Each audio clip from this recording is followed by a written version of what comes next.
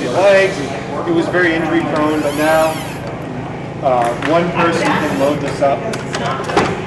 We just push it in until the lights turn green, hit the minus, it pulls the wheels up. And like I say, it'll hold 700 pounds right there, and just slide it in. So this you can move from one, like trade, you can take it. You certainly can. What's the life in span, something like that? And depends on use, 10, 12 years, you know. It's definitely different in New England than it is other parts of the country because of our road salt and all that kind of stuff that these things, inevitably we could take in a minute now. We do have a maintenance contract, which is our in the budget thing, so because of the expense of it, they come once a year and they completely go through it from bumper to bumper, the whole structure assembly. They do the maintenance stuff on it, which will last a lot longer. That's looks like a lot of money up front, but you put $30,000 on it, $60,000, you're paying $2,500, then they come every year to go through it. It's worth it. Just to give you an example, we carry 32 different medications in the ambulance, so we can stop your heart, we can restart your heart. We can do a whole bunch of things other than controlled substances. So these are some of the medication vials. Each one of our paramedics has to be familiar with what all these medications are used for. When they're using, we administer a lot of Narcan in Littleton, unfortunately. A lot less now that there's so much Narcan available for individual prescription use, basically given away. We're finding that we're not getting as called as often as we were, which is good and bad. Because every time we were called, we had the opportunity to work with that person to see if they were ready to take the next step in their recovery. Hey, if you had enough of this, are you ready to go get treatment? Now we're not having those contacts because they're being revived by their friends, and we're more seeing people. The more common Narcan issue we'll have is somebody at a boat launch or in a parking lot. They'll use an opioid-based substance, and then they're by themselves. Somebody goes by, sees somebody passed out in the car, that type of thing. So, and then we can do basically this is a emergency room on wheels. We can intubate people, we can medicate them. We can do advanced. How much training do you have? Well, just the paramedic program alone is something like 1,400 hours and 1,000 hours of clinical time, and 600 hours or so of fire training. Yeah, a lot of this. Yeah, it's a lot of training. It's a lot of preparation. Pretty much, we do everything, almost everything that we can. If you had a cardiac arrest in the hospital, we do everything in the same. So all that level of care. The only thing we don't do is crack your chest and massage your heart, basically. We can basically do a procedure similar to chest tubes, which is needle decompression of the chest if you have a pneumothorax in your chest or pneumothorax. We have this device here, which is kind of scary looking. It's the most expensive little DeWalt drill we have, and what happens is when people are really critically injured or sick, and we can't start an IV on them, their veins just are flat, maybe from dehydration, or they're just a very difficult IV start. We take this needle right here, we stick it on the end of this driver, and we drill into the bone, either here or into the shoulder. It's called an interosseous device. So we'll just drill right in, and we're able to. It doesn't look like it, but it's an IV site, and we can give any medication that we can give via an IV site through this IO device. So those are like, How often do you use that? a lot. I mean, not almost every cardiac arrest or severe trauma we end up using it. Yeah, I know it's kind of funny medical device. Like if you go down to Harbor Freight, this is like It's supposed to be a meeting at 7. I think I'll be a little late. see it's Harbor Freight. This is like an $8 thing, but because it's for medical, it's $300. So there's a lot of equipment that goes into it. Even our cardiac monitor in here, it gives us feedback. So when we're doing chest compression, so say push harder, push faster, you're going too fast, slow down, creates this perfusion diamond, and then afterwards, through a whole reporting website, we can look and see how many compressions we provided. Was it within the target range? We're shooting for 80% efficiency there. So we can go back, oh, we took too long to do this procedure, we didn't do compressions for 30 seconds, and so on and so forth. So we do a lot of that type of analysis after calls. And the staff is really good about all those types of things. We all train and prepare for it. So the medical mission for us is a real serious one. Some fire departments don't take it seriously. It's like, we have to do medical stuff, but for us, it's something we take pretty serious. How many people are trained to your level? So all but one of our full-time people currently are certified to use like this device, for example. So we either have AEMTs or paramedics on shift, and they're able to start IVs, give medications, able to do intubations or more advanced airways like you'd have in the operating room, those types of things. So we're equipped and prepared for all that here. Our cardiac monitor, if you're having chest pain, we'll do a 12-lead ECG, and we're able to get a readout right away. And we'll give you nitro, we'll give you aspirin, we can give you fentanyl or hydromorphone for pain. And we transmit that to the emergency department instantly using FirstNet in both of our ambulances. The emergency department physician on his computer, it bings instantly. He can take a look at it. We call him up. Hey, what do you think? Should we be doing this? This medication, that medication? We can begin to prepare. Or he'll say, just call the helicopter right now. We'll have the helicopter land at the hospital. We'll meet you in the parking lot, type of stuff. So we work and collaborate really. So I was just going to ask that. So this transport business that we're not qualified to do yet. Well, we're qualified. We're just not. We haven't entered that phase yet. But. So what do? Let's say you have somebody that's really in tough shape, and you know the facility here isn't going to cut it a little bit, so you got to get them down to Hannibal. What do you do? Well, you pick them up? It's a tough call right now, in all honesty, because there's a federal law called EMTALA, and it's basically the law that says if you go to the hospital, they have to take care of you, no matter what. Your ability to pay, your ability to speak English doesn't matter. So they're required by law to take care of you to a standard, to a high standard. So it's not like, well, you've got insurance, so you get all this stuff, and we're just gonna we'll just kind of play along. So what happens is if we bring somebody to the hospital, EMTALA is applied, and so that federal law was designed so that hospitals couldn't dump patients on other hospitals. You don't pay well. Sure. Go over to County General where they So what that requires once you get to the hospital is it requires a physician-to-physician handoff. So if you need to go to Dartmouth, basically, level 1 trauma center, once you're at LRH, the ED physician has to speak to a physician at Dartmouth. They have to agree to take the patient, and then we provision a transfer. Unfortunately, all that takes time, and it can take hours because the hospital at Dartmouth has to make sure they have a bed, or if you require surgery, they have the surgical capacity, so they just don't say yes. Now, we can call the helicopter, and they'll fly the patient to anywhere, no questions asked, as long as they're sick enough. So if I called for that stub toe, that alpha level call, they'd be like, no, not at all. And their capabilities are much higher than ours.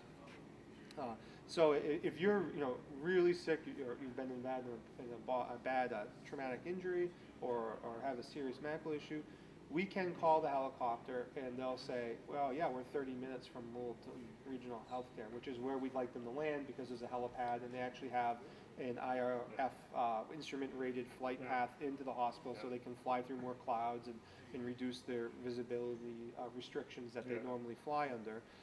So we'd like to use that. The rub is you may be in the ambulance in the parking lot with me for 25 minutes until you get to that next level of care. And so it's a difficult decision to make because here you've got a physician and nursing staff who are, you get me or a whole team of better trained, higher qualified people. But as soon as I wheel you in there, what you really need to get to is going to be delayed by a couple hours. So it's a really difficult decision that the staff makes. And we've done that. We've flown people out. The times we've brought people into the hospital. Yeah. And what we think is a better situation that I know that Dr. Hirsch, the medical director at Littleton Regional, is working towards is something that speeds that process up. So if we bring a patient in that really needs to go out, it might be a phone call there and be like, why don't you head straight to Dartmouth? That's allowable in certain circumstances, especially if the helicopter's not flying. Because by the time you come, Snowstorm or whatever. yeah, so we're, kind of that crawl, walk, run, that, we're in the walking period now, but those are the types of things. There was an incident here where a resident suffered a traumatic brain injury. So basically their head was hit and their brain was swelling, and they were unresponsive when we got there, and we brought them to the hospital very quickly, did a lot of really good treatment for them. And then they got to the hospital, they continued that treatment, but what they needed was a neurological surgical intervention, right? So they needed a neurosurgeon. Well, Thank you. all right, see you later. I'm not a neurosurgeon. The great physicians at LRH are not neurosurgeons. But because his condition had deteriorated to the point we just couldn't put him in any ambulance and send him. We had to have certain staff available. We didn't offer that level of care at that time, and we still don't, that interfacility transfer. And basically that person sat in the hospital for 5 hours because DART wasn't flying, and we couldn't find an ambulance that would take him. And that was really difficult because you just couldn't get them to the care that they need. And Do you know what the outcome was for that? Yeah, it was a very poor outcome, and that, in all honesty, that outcome may not have changed with very rapid intervention. Sure, got it. But it certainly wouldn't have been any worse.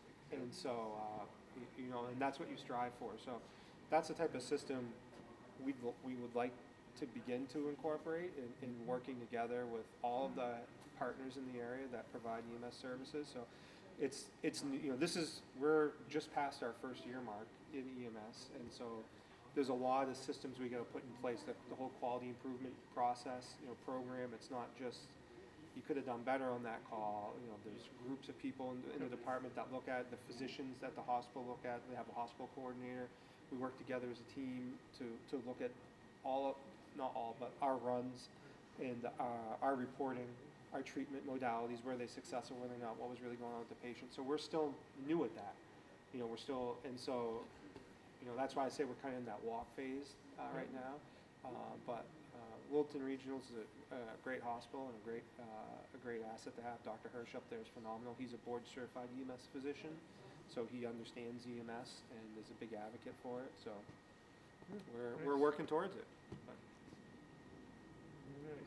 just takes some time and working through budgets, and there's a lot of moving parts, and like it wasn't lost to me what Diane said. Well, what do you get a third ambulance? Where are you going to put it? Well, not in here. And so you're right. All that has to be accounted for. There's a cost to that, and how does that play into it? I never want to be the guy that just tells you, oh yeah, we'll just buy an ambulance, and then next week, well, you need an addition on the side of the station, by the way, too. Like Now, everybody needs to know that like front. you mentioned, when and if we get to a stage you're doing transports, if you had a third ambulance, and you spoke of like the guy who was off duty or whatever, $50 an hour. Yeah. But you obviously the charge to the patient for that transfer is going to be more. That's just the labor component. You're going to charge for the vehicle and maintenance overhead and all of that stuff. So it's probably around $1,000 or more, probably, depending on where they're going with it. So the way that we bill in EMS, it's a little bit different.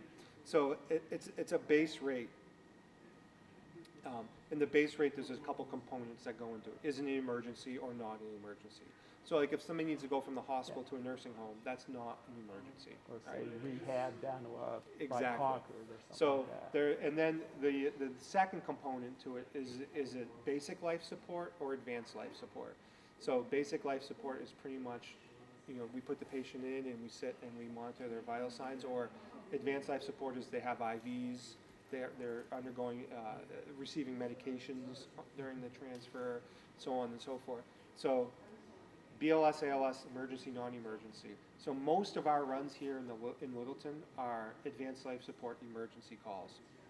Transfers fall into that same thing. So hey, we got to get this person to Dartmouth right away. It's advanced life support and it's an emergency. They got to go right away. The second component to it, the third component, I guess I'd say beyond emergency, non-emergency, BLS, ALS, is mileage. So we bill a base rate plus mileage. And so, you can, those miles can start to add up pretty quickly, and that's one of the ways that transfers help as well. Also, with the volume, it's much more steady as opposed to intermittent. Today we've run 2 medical calls so far. The shift before, by this point in the day, we had run 7. Is there a time of day that they peak? Definitely midday, but then in the overnight mornings, hours, or- I'd say like 2 to 3 a.m. is a hot spot. It seems like people, for whatever reason, maybe they're not doing well at home, they're trying to suffer through or whatnot, and they get to that witching hour and you're just like, I've had enough. I need to go to the hospital. And it seems to be like just, without having a full chart, but responding on these calls, it seems to be kind of a hot spot of time, 2 to 3 a.m.-ish. But other than that, during the day and into the evening, it's pretty high volume for us. So, Yeah. Thank you very much. Yeah. no problem. Completely change of subject. Hey, You ever been to the National Fire Academy? yeah, in Emmitsburg. Yeah, I haven't been in a number of years, but I've had several great classes down there. I got in trouble once down there too. Did you go to the outhouse? Yeah, of course. Yeah. You never go to never go to Emmitsburg without going to the Odd House. And when we got in trouble, so at Emmitsburg there's a base for It's Maryland you're talking about? yeah. So it's basically 2.5 miles from Camp David, and the president was at Camp David one of the times I was there. And you're not supposed to go in the Secret Service section, but it's not like clear at the time. It wasn't clearly marked or whatnot. And I ended up in the wrong section of campus. And there's a couple Black Hawks. I was like, oh, look, helicopter. Yeah. Some guys in machine guns came out, and they're like, moving along. Sorry. Yeah. And so they provide kind of that intermediate range support, for the rings of security. And so yeah, it was kind of interesting. But, I just know about it because before it was the National Fire Academy, it was Right. St. Joseph's College. And Yeah, my wife, a Catholic school, if I remember my correctly, wife right? went to school there. Oh, no way. No kidding. Yeah, no way. Her whole family is from Emmitsburg, Maryland. It's such a beautiful That's a nice area. area. Yeah.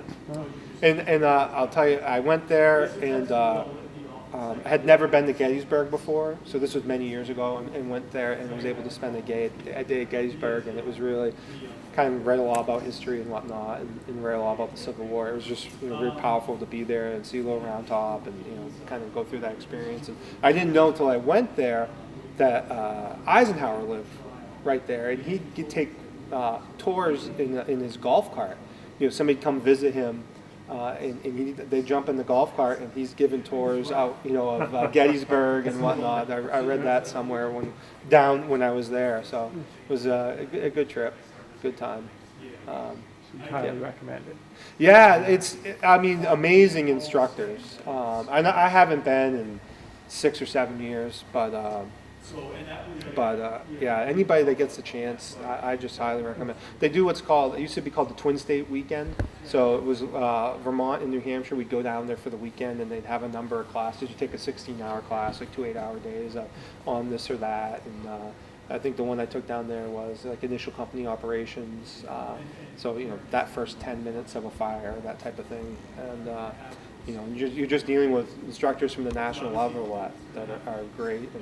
And now there's another state involved. I don't remember if it's Maine or Massachusetts or whatnot since I've been down there, but that you can get the weekend to go. And they've done a good job pushing National Fire Academy programs out. So I've taken some National Fire Academy programs in Concord as opposed to having to travel to Emmitsburg. So, but,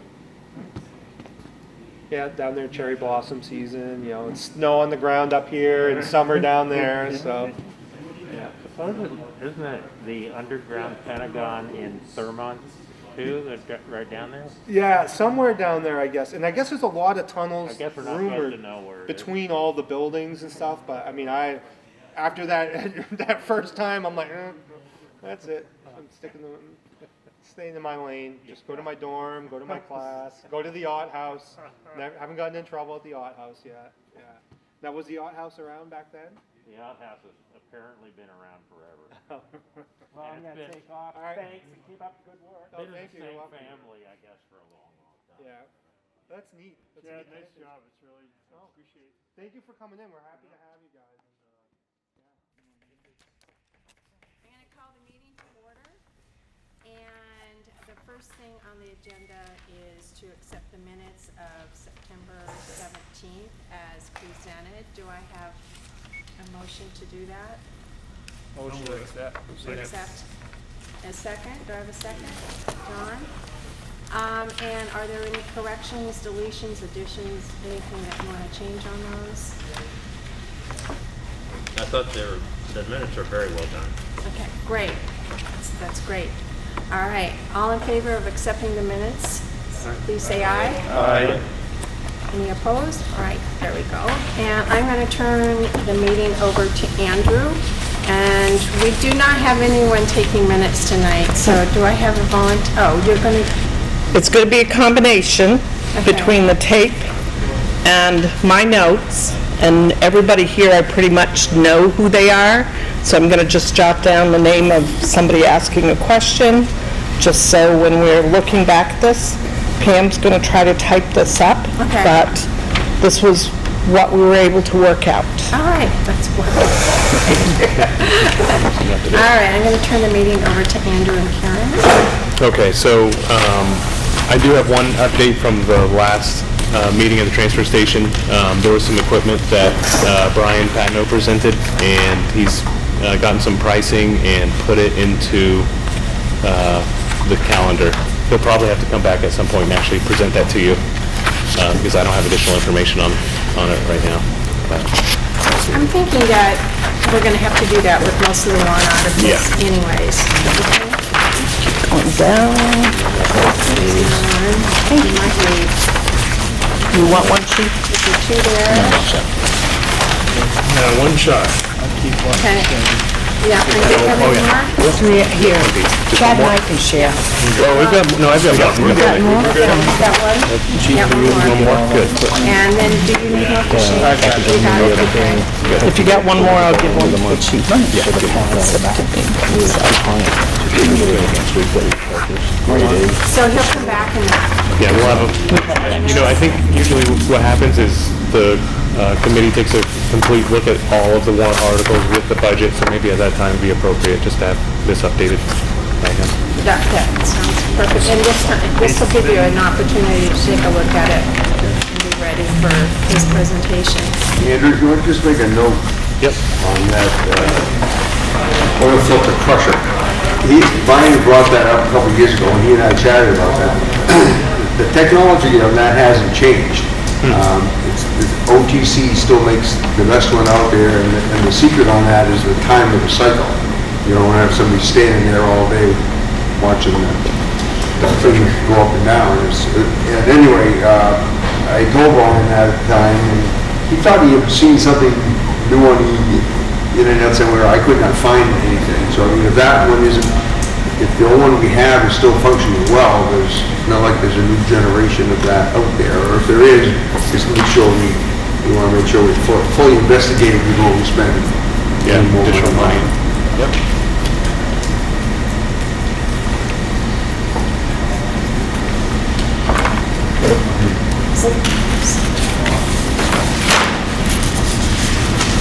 All right. That's all that I have. We are expecting that the MS1 should be completed, I think, by the end of the month. So we'll have a lot more information about what the tax base will be, what the tax valuation will be, or, yes, tax base. So then we can figure out how much money per thousand, all that information, okay? That'd be great. I'll turn it over to Karen. If you want to have any updates, if you want to. Just a quick update for the next meeting is at the Public Works Garage. We're going to be talking Public Works, including the garage, bridge, sidewalk, sewer, and it's to be in one of the bays in the garage. So depending on the weather, it might be a little cool. If you wear a sweater, at least you can take it off. So, and following that, on November 5th, the library is going to be at the Opera House. After talking with Megan, there really wasn't a place where we could separate out if there was a crowd, and if they bring all their trustees, we may have a crowd. So the Opera House was the best place to go. For now, that's it on the update of the meetings. Do you want me, have you met everybody here? Actually, no. We have an interim chief, David. David Houghton there. I started in July, and I'll be here until the new chief is in play. They just did first-round interviews Tuesday night, so happy to say that I listened in and watched the interview. I didn't get to do the interviewing itself, but there are some great candidates that I think will be a good fit. So it's kind of encouraging that I might be out of here before the snow gets deep. And where are you from, Dave? Moltenboro. You travel there? 3 days a week. Hour and 15 minutes up. 25A to 25B to 25C to 25D? Yeah, well, it's kind of like that. 25, 25B to 3 to 93. Yeah. And also we have the captain of the fire department here, Chad Miller. And he's been with us for 5 years, 6 years now. 4 years. I'm speeding you up. That's all right. That much closer to retirement, right? Maybe, yeah. So I'm going to handle most of the presentation. And if you have questions, you can either refer them to the interim chief, the captain, Andrew. We've all been part of developing this budget. And we have the fire department budget and the EMS budget here. Yeah, that's one, and obviously not to diminish the value of going through the budget, but my sense is that probably the bigger question or concern or need for understanding is going to be at the EMS. So I guess my suggestion would be, obviously, like John is new to this, so I'm not trying to cut him short on getting into the nuts and bolts of the fire department budget. I guess I'd just like to make sure we're leaving enough time. Let's do the EMS budget first. How's that sound? Sounds even better. So we're going to jump to page 4 of 5.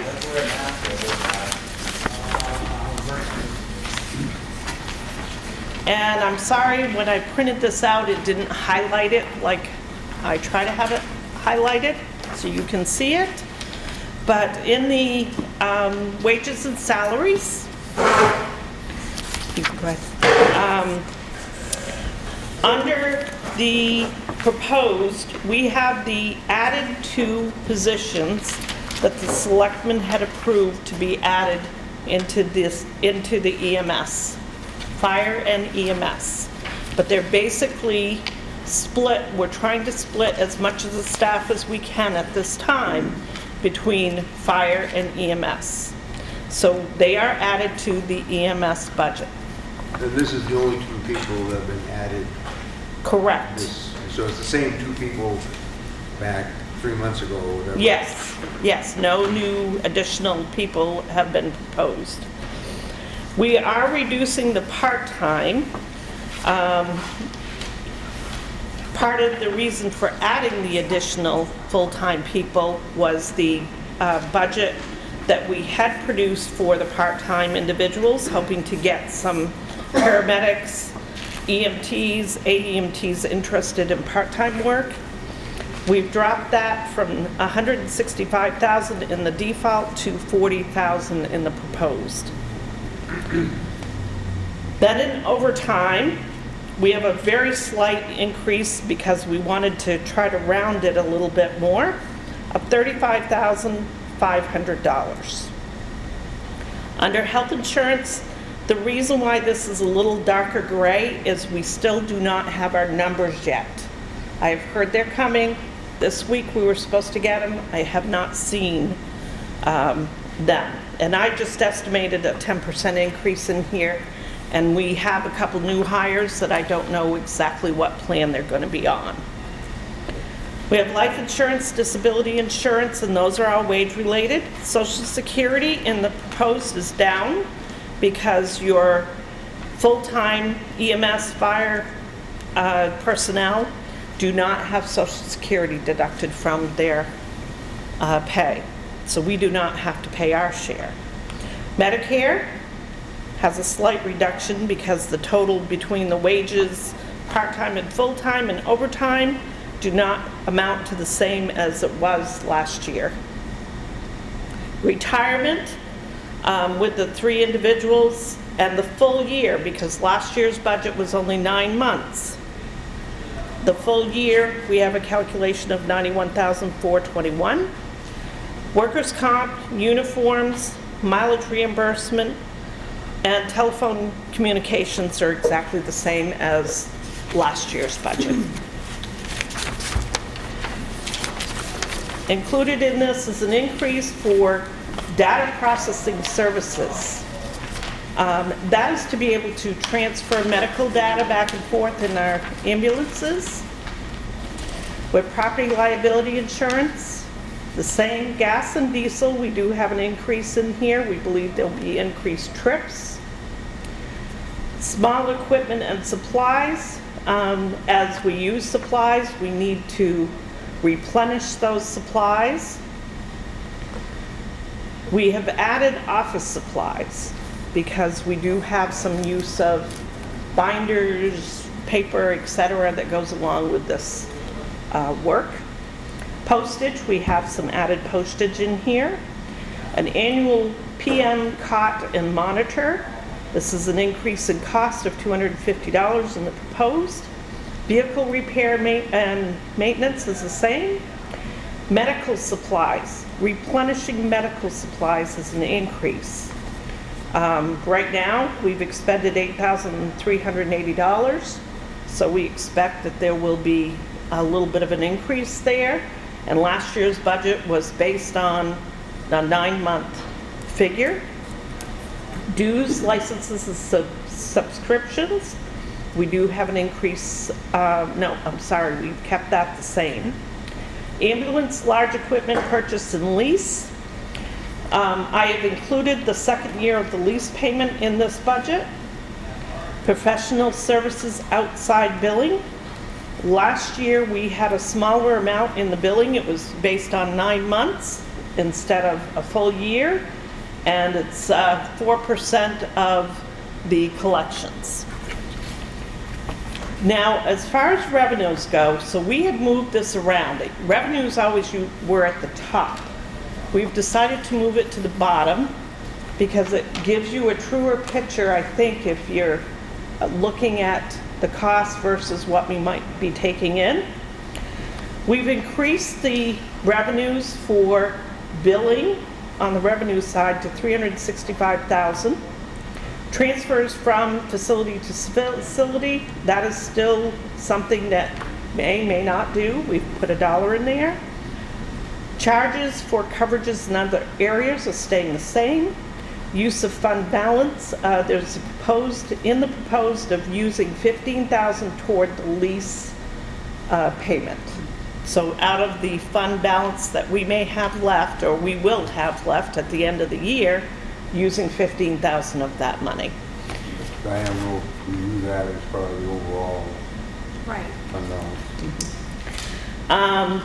Grant reimbursement, we expect at least $1 grant reimbursement. I believe there's going to be 20,000, a definite 20,000 from between FEMA and the Gopher grants for reimbursements. Gopher grants reimbursing 25% of a lot of our medical supplies. So even at 25%, and we're using considerable amount of medical supplies, that adds up. And then we've got FEMA on top of that, which I am in the process of trying to get some reimbursements on that. And they talked with me the other day, and they're very supportive of giving help with the ambulance and the fire station. So there's a very good chance that we'll have some additional funds coming. How about a fire truck? I've tried the ambulance because of COVID. I've tried the second ambulance that we have with 2 different grants. I cannot get that approved. It was in the works prior to they saying COVID, and because of that, they just have said no. And if we wanted a third for inter-facility? We have to prove that we have the number of calls in order to document and justify why we would need that third ambulance. On your revenue the top line on the bottom section, the 365,000. So that's anticipated net collections? Yes. I will tell you a little bit right now. If you look at the year-to-date column, it says 117,000 is collected so far.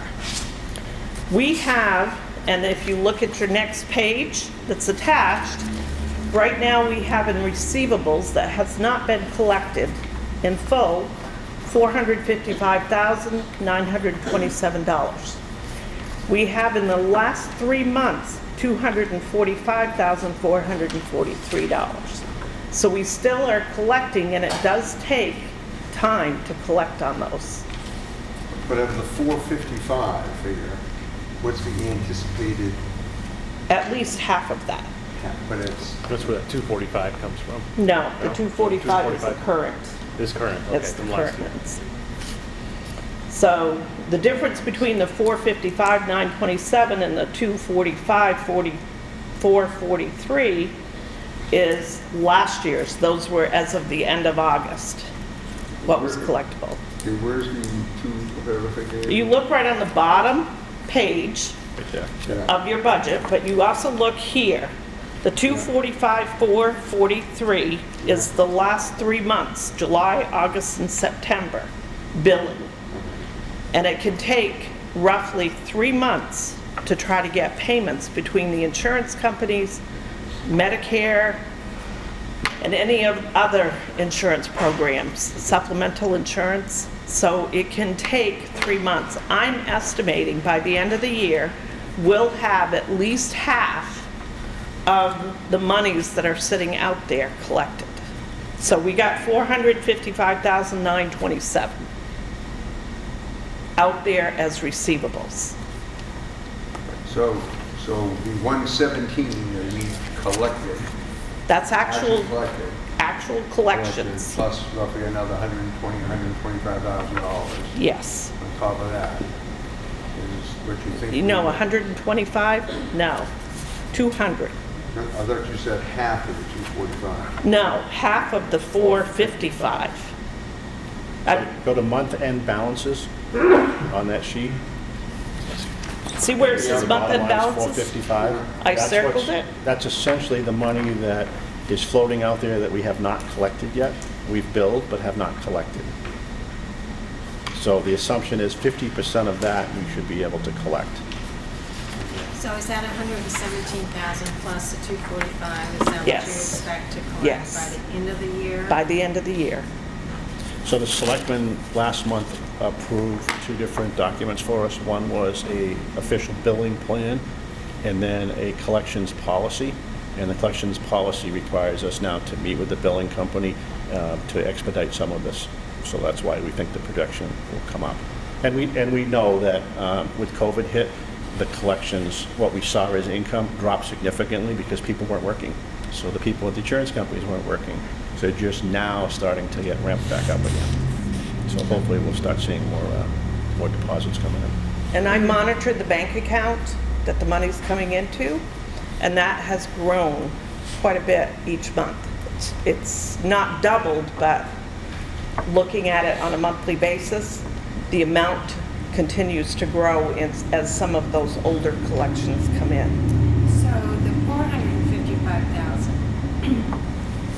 for the month-end balances, That includes the previous months that they have been doing the billing for us. So since day one of billing, there's still $455,927 that has yet to be collected.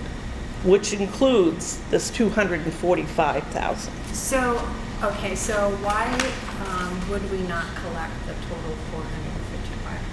Because you may have people that have no ability to pay. You may have people that have passed away, and the only way to collect on that is to get documentation to that notice of the creditors. Also, correct me if I'm wrong, but the Medicaid reimbursement rates. and So the that's in, insurance rates. that's in the adjustment column, but there are, different people's insurance will only pay maximum of whatever it is for the transfer. So we bill everybody at the exact same rate regardless of what their insurance is. if you look at the adjustments column is there primarily, we know right away, Medicare, Medicaid people, even though we have billed at everybody at the same rate, that adjustment is what's been taken off the bill because of Medicare, Medicaid says this is all you get, and by law, we can't balance bill anybody who's on Medicare, Medicaid. So that's that adjustments. And then you have a percentage eventually of your billings. It's kind of like the pie chart that I love of how much revenue we will get from various components or not get from various components. Because having 455,000 in one column and 245 down in another area, it's really hard to build a budget and for us to kind of really understand how much if we're behind or if we're going to get ahead on this. We will get ahead. You're definitely going to get ahead, but you have to, there's two things you have to take into consideration. One is the market of where it is, so what the insurance carriers of the people in this region are having. Where I came from, we were at a 77% collection rate, but that was people with very good insurance and we were able to get all of that. Until you run a full year here, we're not going to be able to really tell you exactly what the collection rate is going to be. You didn't bill for the latter part of last calendar year until you got the billing company on board, and then there's a mountain of paperwork because every single insurance company we have to sign up and essentially have an account with, and that obviously takes some time. So the suggestion at our review of the first year was to wait until January of this year and then look at the full 12 months, January to December. That'll be your benchmark. And then the following year, now you'll have a trend. You're going to be able to get exactly what you're looking for. But until then, I think we're just kind of throwing a dart and hoping that we hit because we don't have enough history yet to be able to give you an exact figure. I understand that, but I guess going forward, we have to establish the percentage of collection and I guess factor that into our budget process here so we know exactly instead of, maybe we have 365,000 in the budget. That's kind of in between a couple of numbers here, but we'll have to know. We'll have to get a percentage eventually. So. What is the industry percentage? It's about 60%. 60% is the average in New England. It's about 60%, but it all depends on where you are in New England. Obviously, if you're in the metropolitan area, the collection rate is higher than it is in some of the rural areas. I don't know where Littleton's going to sit, and because we don't have enough of our own experience yet to tell us that. I know that when they did the original study and tried to do their facts and figures for putting the ambulance together, they tried to get it from the private ambulance companies, and they're not willing to share their data. So I wish they did, because it would certainly, we'd be able to give you that answer, but we don't have enough track record to give us that answer yet. So I think in January, you'll be in a much better place to say, for the full year, this is what we're looking at for year one. And that would be our baseline. Yeah, and I think you're going to see it go up from there, but if you use that, my guess is going to be roughly 55%, somewhere in there of collections. That's a great place to start.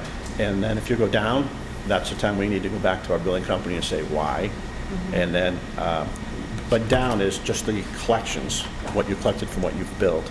If you happen to go up, great, we're doing a much better job of getting our money.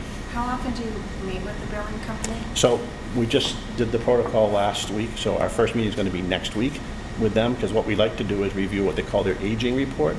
So they do it every 30 days, somebody's account moves down this aging report. When you get to the 120-day mark is when we have concern. If there's payments that's made partway down the line, they revert back to the square one again, because there's a payment made, they'll balance bill and just keep going at that until they move up. So we're scheduled to do our first review. We're hoping to do it next week with Coastal. Steve? Not to belabor, but just to show we understand. So this sheet, where you kind of walk through this. Okay, so is everything through June reconciled? We've either written it off or got paid for it? No. Okay. We have $210,494 from prior to the 1st of July. That's left. That we either have to write off, try to collect, see what's wrong, if there's an insurance number wrong, or someone didn't provide us with something. we need to research that and try to get a bill out. We have a limited time to do that. Okay, and most of that responsibility should be with our building company. It is, and that's why we now will meet quarterly with them to make sure that we're keeping up with what's outstanding. So then in July, so we have the 46,000 that we billed, the 16,545 credit, that is what? That is From past, prior to July 1st. That's money that was that's money that was collected. But what we don't know is that there's no month to month because it's a rolling revenue stream. Okay, so credit is a positive? A positive, that's money that we've Deposit. collected. Yeah. Okay, and then adjustment is a, Medicare, Medicaid, because we bill everybody at one rate, Is it written and that's the down? reduction for Medicare, so Medicaid. it's billing plus credits. No. Billing minus credits, because that's what's paid, Yeah. Credits is cash. Correct. Right. What we Read that receive. right? minus the adjustments, leaves the month-end balance. Now, that's a rolling month-end balance. That is the prior month's month-end balance, because it's accumulating. And so in July, so the 46,000 is actually billing done for In services July. in the month of July. Correct. The credits are Payments monies received, received from prior activity. Mhm. And the $36,000 is prior activity that's being written off the books. Not written off the books, it's only Medicare, Medicaid, it's the adjustment between what we build. We have not written a dime off yet. No, but it's Okay. going to be written off. Well, that figure of adjustments is just something we can never bill for, so essentially, if you want to say it's written off, it's written Well, off. yeah, because you're correct. accepting usual and customary. Yep. You're not going to get anything above that, Correct, at least from Medicare and Medicaid. Correct. So that's. and you can't bill the patient. yeah. One way that's helpful to think about this sometimes too is when you hear the hospitals say they gave $45 million in charitable care last year, that write-off amount, that's the $45 million in charitable care that they gave. I can bill whatever I want for whatever service I provide today, $1 million for the next EMS call. They're only going to pay me $400. And the difference between what you bill and what you get is that adjustment. Now, those numbers don't always line up equally. You think at the end that could just have the totals. But for example, and we've had maybe 20 or 30 homeless patients that we've transported over the summer. We're never going to collect on them. We don't even have an address to send a bill to. They're not insured. Hospital's not collecting a penny. So at some point, those amounts have to be written off because they're not. There's no adjustment yet for it because there's no agreement. We expect cash for services rendered, but with being homeless with no ability to pay, you're just going to write that off. So that's some of what the write-off process that Chief Hogan spoke about. And I don't know in this. What about Easton and Sugar Hill's municipal contracts? So Sugar Hills is in the got it. revenue Yep. on this, Sugar Hill and Easton. Do we have, was it a year by year? Do we have a 3-year with them? No, wait, with Sugar Hill, It's year by a year. year. It is year by year? It's Sugar Hill and Easton, yeah, Okay. both towns. So what's interesting is, when I did these numbers, I was kind of like, well, this is something we're sharing with you folks here, but the cost per call based on what we after our first year. So we did 9 calls in Easton. So if you look at just what Easton pays us to have the ambulance available, it cost them $31,012 per call. And in 31,000? Easton said the 279, yeah. Per call, they only did 9 calls. How much are they paying us a year? They are paying, cost per cap, per town, Easton, no, you're right, it's 3,000, my mistake, no. I take it back, it's 1,012. Easton's paying 10,852 for the year. So $1,000 a call Yep. for the action.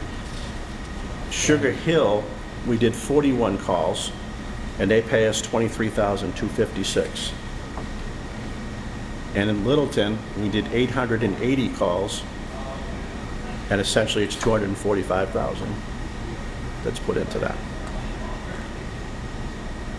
When the patient has Medicare, they typically have supplemental insurance as well. Some do, some don't. Some don't. Yeah. But obviously, after Medicare pays whatever they allow, then the supplemental will be billed, right? Correct. Yep. So when a patient when we transport a patient to the hospital, the EMS people here try and get what they can for insurance. If the supplemental insurance is available, they grab that, and it's obviously billed. The billing company will send them a letter asking if they have supplemental insurance, and in turn, they'll send them the numbers and they'll bill. But if they turn back and say, no, they don't have supplemental insurance, then we stop.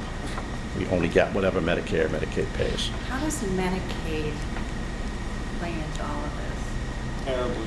Yes, a very Well, I know, minimal but amount of money. give us an idea here, how it works. $100 a call, Yeah, maybe? it's 100, 120 a call maybe, is what we can. Typically, it's a loss every time. And that Medicaid is established by the state.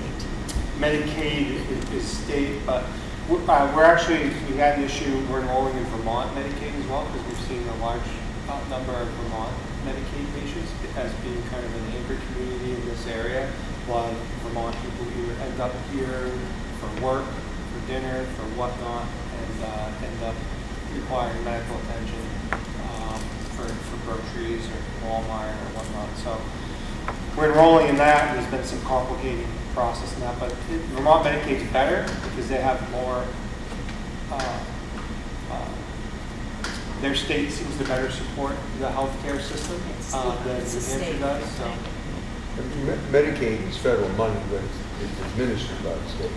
Correct. How much does Vermont pay? I don't know exactly because we've been trying to enroll, we've run into some complications enrolling, but I do know it's quite a bit better from when we were negotiating with some of our prior EMS agencies for contract services here. They were comparing New Hampshire to Vermont, and what they're getting for billing in Vermont was quite a bit different than what my experience was in New Hampshire. I think their state embraces fully funding healthcare expenses a lot more than New Hampshire, unless they pay better. Is there an estimate of our town population and how many have Medicaid? So we don't have a large sample size for that for ourselves. So when I initially did the calculations, I did them based off of the Littleton Regional Healthcare Emergency Department payer mix because we felt like that was pretty reflective of the community. And there's a number of different Medicaid names now, and it's a substantial portion of the population that we see. Beyond that, a lot of people list Medicaid as a supplemental insurance as well. If they're on Medicare, for example, not typically because of age, but because of disability, and Medicaid as a supplemental doesn't pay anything, so that it's not even worth billing because they just refuse to pay. So before Littleton went public with the EMT service, what was done? The study, you mean? No. Oh, What was the okay. actual service? Where did it Okay. come from? Who Yeah, wants so we that? went through, so I think this before my time, it was Ross Funeral Home. Yeah. Also ran an ambulance service. Yeah. I think that at some point they presented an increase. The town, I think at that point, put it out to bid. Is that correct? Then we contracted with Calix. Yeah. The town had been contracted with Calix for several years before I got here. Would that be correct? So it was probably about 8 years ago, maybe. And then they approached us, I think probably about 5 years ago, and needed an increase. We put together a 3-year contract with built-in increases. About midway, a year and a half into a 3-year, they came back and basically wanted to double the contract. So they gave us notification, said we're getting out and we're going to double. At some point, we ended up just saying, okay, we're going back out to bid. We got a bid. The best bid we got was from Golden Cross out of Claremont. We're really out of their market area. So like a Claremont, for example, gets a pretty good rate because they're based out of that area. And what we learned was there's an economy of scale. And because we're so remote and on the border, there's a lot of challenges. So in talking with Golden Cross, they really came in as a stopgap. The initial discussion was, I'll come up there I will do a year-to-year with you while you figure out what you're going to do. So we created an EMS commission and started looking into it. I think Golden Cross got pretty involved with interfacility transfers and some of the other revenue streams and realized, they liked it here. And then while we were just getting through the EMS study, they demanded a 5-year contract, which was a complete turnaround from what was initially offered, which, we're here to help. We'll do a long-term when you're ready, if you're ready, but we're going to wait until you have time to complete the study. So at that time, we tried working with them to say, okay, look, we'll be done with this in a year. You just get to do another year contract. There was a refusal to do anything. They at the time used, for example, the fact that the ambulance that was assigned to Littleton was on their cycle to be replaced, and if they were going to replace that, then they wanted to make sure they had a contract to support it. So I tried to work with them. I looked at their vehicle cycle, found another community that had one that was another year out, said, look, we'll take that one. If we can just get a year, we'll take that one. You give that other community that you already have a long-term contract with your 5-year. And it got pretty stern after that. It was basically, you sign my 5 or I'm gone. And that's when we... It included increases too. Well, no, so initially he said, I'm going to do this at $240 a year. And what we found, though, was that every contract we've been in, there's no way. What happens is they get it, and since there's no competition, you just keep hitting. They increase over time. But the 5-year was a complete switch in what they had offered. And so we did a fast approach to see if we could turn an EMS system for the community. The EMS commission met and reviewed the proposal to move forward and made a recommendation to the select board. The select board took it into consideration and made a motion also to move forward, and we ended up here. And now with the fire-based EMS system, the goal really is to, if you look at call volume, for example, most of the call volume between fire and EMS is EMS or EMS related. And so basically what we were doing is paying a contractor who then could recoup all, they could take our money plus recoup and make a decent profit, meanwhile providing minimal services to the community. So after the review, the MRI report probably would be good for you to take a look at, but we came to the conclusion that we can actually have a fuller, better service with staff that are already here. We already have a lot of the, what do they call it, the cost of readiness sitting here with our trained staff who are already paramedics on staff, the fire department. And the goal is to make the system itself cost either stable or reduced by expanding. So the next phase, what's that? We have 3 years, so this is a study, so we haven't even completed 1 year. No, our budget is actually less than last year as cost of taxpayers. If you look at what we're projecting revenues, which is a conservative revenue, we are looking at a 0.17, so less than 1%. Decrease in expenses to the Littleton taxpayers. So the cost. So if you run a business and you have 1 employee and you can change 1 car's oil per half hour, you can only do so much. So if you expand your business, you hire 2 more employees. Now you can do that many more. So there's a return on investment for expansion. So the same thing goes with this. You're going to be asking the taxpayers. No, we're asking the taxpayers for. We're asking for on the very bottom, Yeah. $245,175. Which is $175 more than last year? No, it's $417 less than last year. Right. So we haven't. So you look right at the bottom. Okay. Yeah. So you take your expenditures, your revenues minus your expenditures, that is the amount that we're asking the taxpayers for. Just like the transfer station, the expenditures are going up, yes. The revenue's going up. The amount that we're asking the taxpayers for is actually a small reduction from last year's amount, and that includes the lease. Last year, including the lease, we asked the taxpayers for $245,592. Right on the bottom line there where it says anticipated tax impact. Prior to our having our own service, when we had contracted service, obviously there was a cost to the taxpayer, right? Right. So, whether it's more or less, there is always a cost, right? And hopefully, at some point soon, we're going to maybe be at break even or better. Yeah, we don't know. Yeah, I mean, if anything, right now we've pretty much stabilized the cost and expanded our service, and we're offering a higher level of care. So theoretically, the residents now have access to higher survivability rates with additional staff that can do back-to-back calls. We didn't have that before. Before we had, I don't think we had paramedic level on shift. It was AEMT. We had paramedics. We did it every shift. With the contractor, yeah, we did.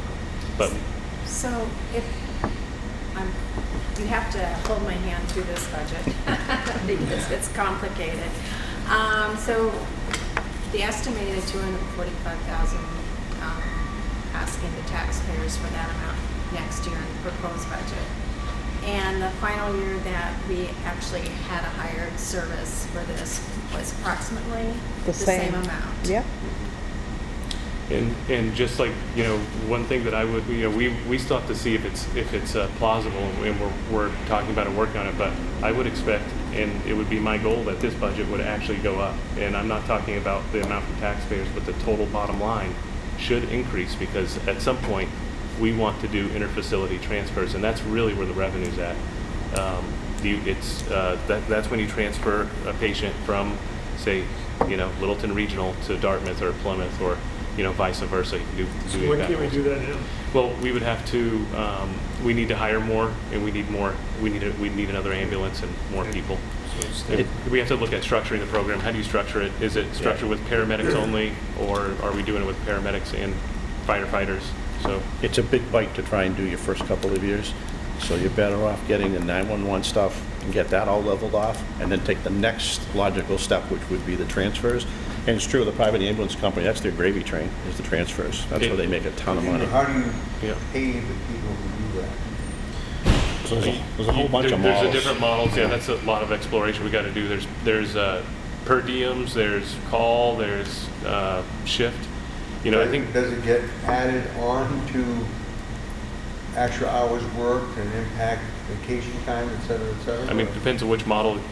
It depends whether you're hiring a separate group of per diem or part-time. Most of these transfers take place during the daytime hours, so you may not be needing to staff a 24-hour transfer truck, because I don't think. But if you use your existing people, does that just become all part of overtime and everything else that goes along with it? There's no way of segmenting if that, you is use there? your existing people, and they have schedules that are set, 48-hour schedules. Yeah.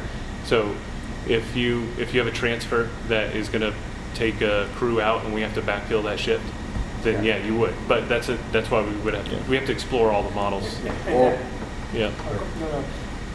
let's say that Chad's working Monday, he's off Tuesday and Wednesday, and there's a transfer on Tuesday that he opts to do. How does that impact the labor situation? Well, let me tell you how that would work for the way the system currently works, which is we don't do transfers, so I work here Monday and I'm off Tuesday. And I sign up to work for one of the other services that does transfers out of LRH. I would be making $50 an hour with those services, because that's what they pay paramedics. So my overtime rate is below that. So I'd be making, if we did that here under that model, the overtime we pay would be cheaper than the area And the flat rates services. of the, So that the model works at $50 an hour for paramedics doing transfers, because we want you now, and we need you now, and it's also a time-sensitive thing. That patient can go out the door now. So the area services around us are able to work that model and make money for their communities at paying those rates. So I'm not saying that that's what we would make or whatnot, but the current model for other services around us supports paying a substantial amount per hour. And I'll say, I wanted to do it like yesterday because, people who know me know that I want each department as much as possible to like function like a business unit and grow their business and figure out a way to make it as efficient or profitable as possible, providing a good service. But so Chad can attest, he's been, I probably pushed too hard in the beginning, and he kept telling me, look, crawl, walk, run. We got to figure this thing out. I was just thinking those same words. So he's told me that over and over. And really, from talking to other agencies that have done this, they've really said the transition that these guys made in 6 weeks usually takes 18 months.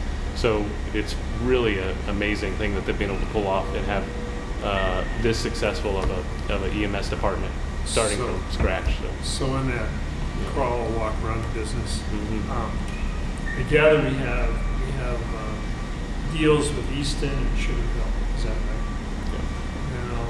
I would ask, why not Franconia? Or why not Littleton? Or why not well, maybe Lancaster? So the short answer is that they have their own services already, and those communities have invested in their EMS systems. I think discussions with our partners are always good. Situations change, things on the ground change, but those communities have historically invested quite a bit into their EMS system. We're just starting. We're in year 2.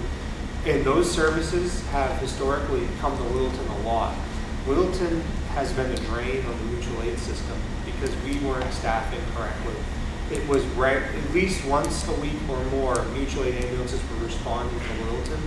Since we took on EMS and we got our second ambulance, it's an extremely rare event that we have to call up another community in. The few times it's happened, but the majority of the times it's happened is when we're running 3 EMS calls at the same time. Obviously, we only have 2 ambulances. And if we had a third with our current staffing model, I'm not saying we could staff it, but with 2 ambulances, you can only run 2 calls at a time. So we've got to kind of get our feet underneath us. We need to kick into high performance EMS billing, which we've now got the platform to do that, and get that high performance billing system down, and then we'll be ready to take the next step. Whether that's working with another community if they want to partner with us, they may not, or if it's transfers, or if it's community-based paramedicine. We're about to be heavily involved in the coronavirus vaccination effort here in the town. Our AMTs and paramedics will be offering the vaccine to anybody. We'll be going out to places like the Lane House where people aren't able to get out very easily on their own. So we don't know where the road will take us exactly, but we've got to get that good platform underneath us today so that we're ready for what tomorrow brings. And before or after November 3rd? Which I do. I'm not thinking before. Just further on your point, early on with Calix, I think there was intended to be a regional effort, and I think that I don't know what happened, but things didn't go so well in those discussions. This is years ago, and I know that from the discussions with MRI during the report that was done in the study, really that we're on the same page. We don't need to try to each community has its own need. I've seen Calix grow. Yeah, they have grown in Vermont. But I think there's a regional. Haven't they? I don't know. I haven't. We don't follow them a whole lot. Well, it would be good to study the opposition here a little bit. So we have the ambulance here. So just a basic question. If you grow your ambulances, so to speak, where are you going to house them? Well, that's certainly a challenge. That was one of the things that Ann and I just discussed that last week. So, I mean, as we grow, there are definitely other expenses. Of course. And I mean, I'm not going to not say that I'm a little frightened of all of the other expenses that we're going to have to do, but I mean, so I was going to just be kind of snide here and say, is the fire truck going out or the ambulance going out to have the snow fall on it and the windows have to be scraped? But we're going to have to find housing for it. So you gotta be That's a very cautious. serious Oh, problem. yeah, all costs would. Having been in St. Jerry and knowing Calix from that side, I can tell you that in the end, you get a little bit of trumping up the numbers, I guess I'd call it, where the fire department will take credit for a call, but so will the ambulance service. And they all get down to their annual report and say, oh, I did this much and I did this much. And really, you gotta sort out the wheat from the chaff, and it's not that easy to do once that's at the end of the year, saying this is what happened, because you don't really have the detail as it happened.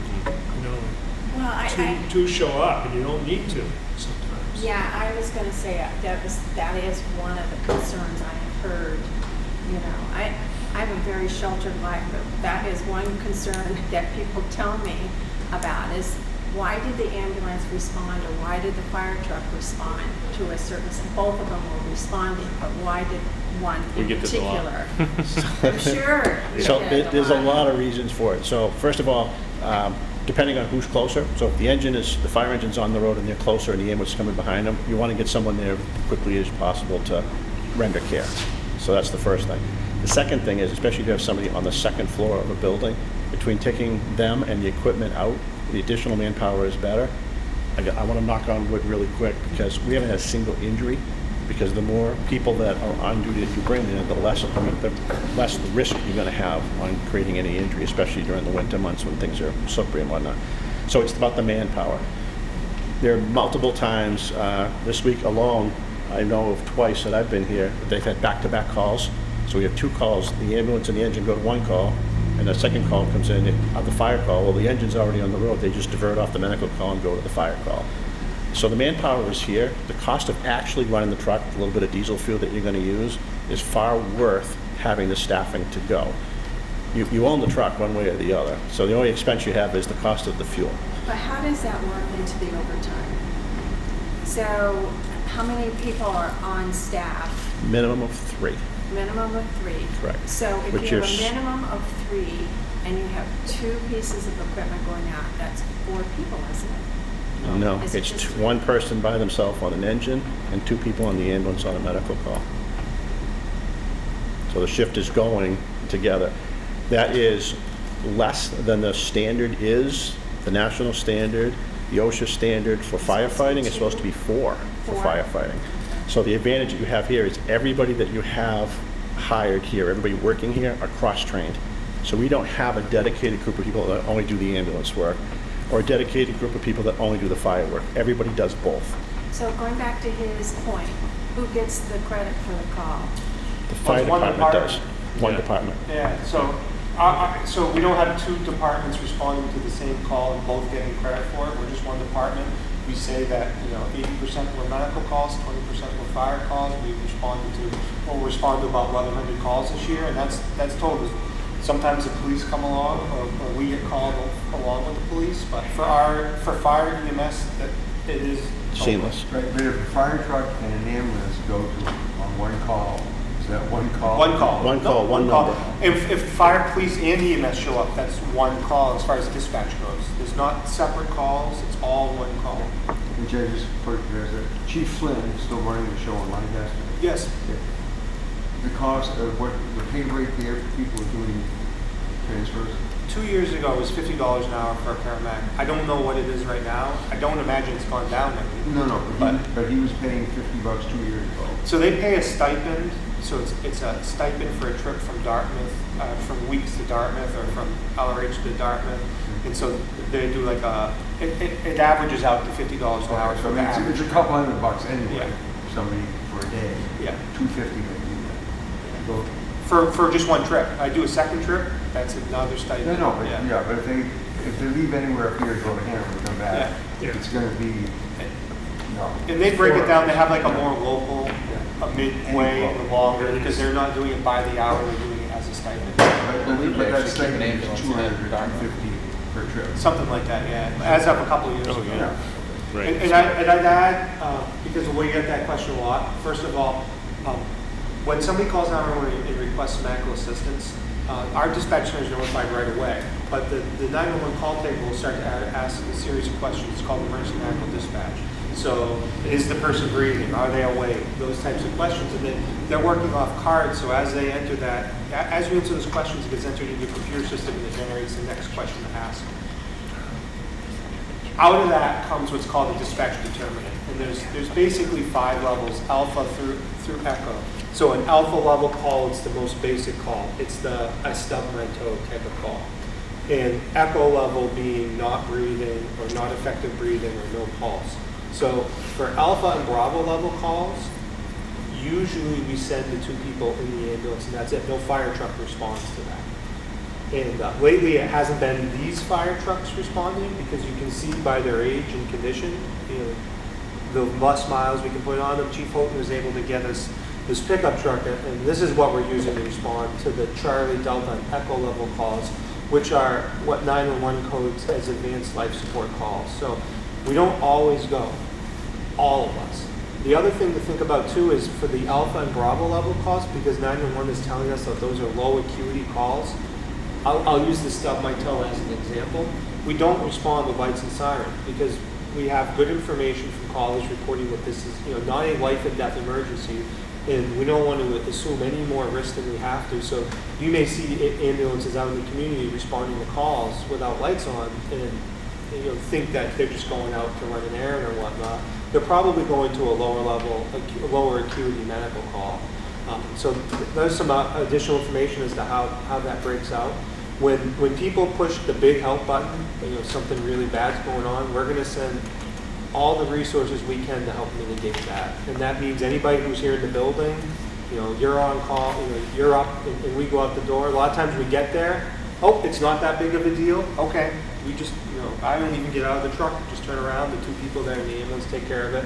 I'm available to do the next item that comes in. Okay, so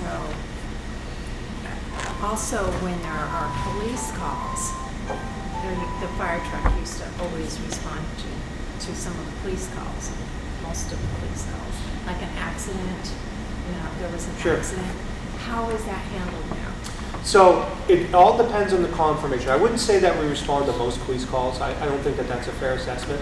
But if dispatch through their questioning in New Hampshire 911 is based off the location of the incident, i.e. is it in the Walmart parking lot or is it on the interstate? So they use some common sense as well.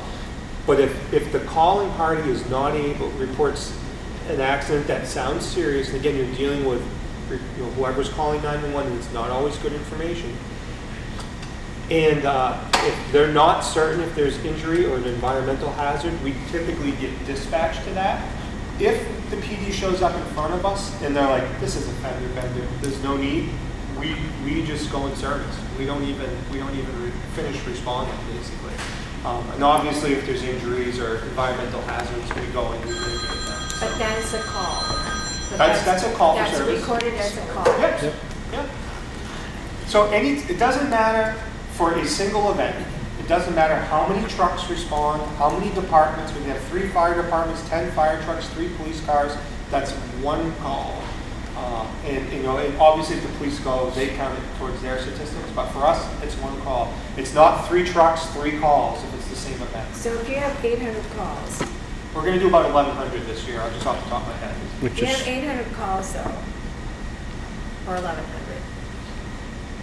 Are you keeping track of how many of those are actually billable calls?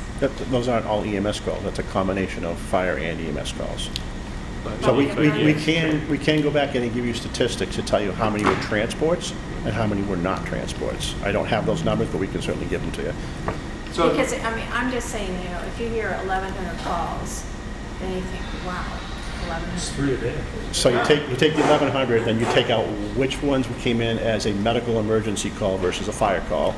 And then out of that, we go back in and tell you how many were actual transports. It doesn't mean that somebody wasn't medically evaluated and signed off. It just means how many we actually transported. So how does this committee want that information given to us? I mean, I don't want you to have to go back and redo numbers, but I mean, I think it's kind of important to know exactly what is happening. I would ask you to wait till January, because I think it's best to give you a fiscal year's worth of numbers so you can compare fiscal year's numbers versus fiscal year revenue and fiscal year expenses. Yeah, I'm not. Okay. We can give it to you expecting any way you want. so. I'm not expecting it this year. I was thinking, looking forward to next year when we Yeah. see He's you. expected to be gone by then. Believe it or not, it's not, the numbers are not that difficult to pull together. We have a reporting system essentially that every single thing that they do here gets put into this log. Every call gets put in there. The disposition of the call gets put in there. So we have, one way is our internal system. Another way that we have is the state requires us to send to them, it's a different piece of software.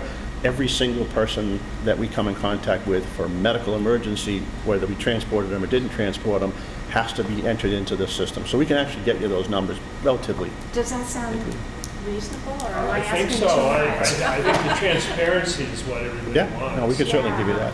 So But I'd that- also like to, I want to go on record. Yeah. I appreciate you emergency responders. I don't want you to get the wrong idea. No. But I'm glad we have the discussion, because it's easier to give you what you need to better understand, because in our opinion anyway, the better educated people are, the easier it is for people to make the decision. Instead of listening to the rumor mill, you're gonna have facts, and the facts will tell you the story. So, And Diane, I'll add that, because you asked like what percentage is billed versus non-billed. We can, just so the committee is aware, we can, the laws surrounding ambulance providers are from the 60s, basically. And so we're not medical providers, we're medical suppliers. We're in the same Medicare category as the oxygen delivery people. Medicare does not pay oxygen companies to not deliver oxygen to people. So we only are able to bill if we transport somebody to the hospital. So all the services that we render to the community that don't involve us transporting them to the hospital, we're not allowed to bill for.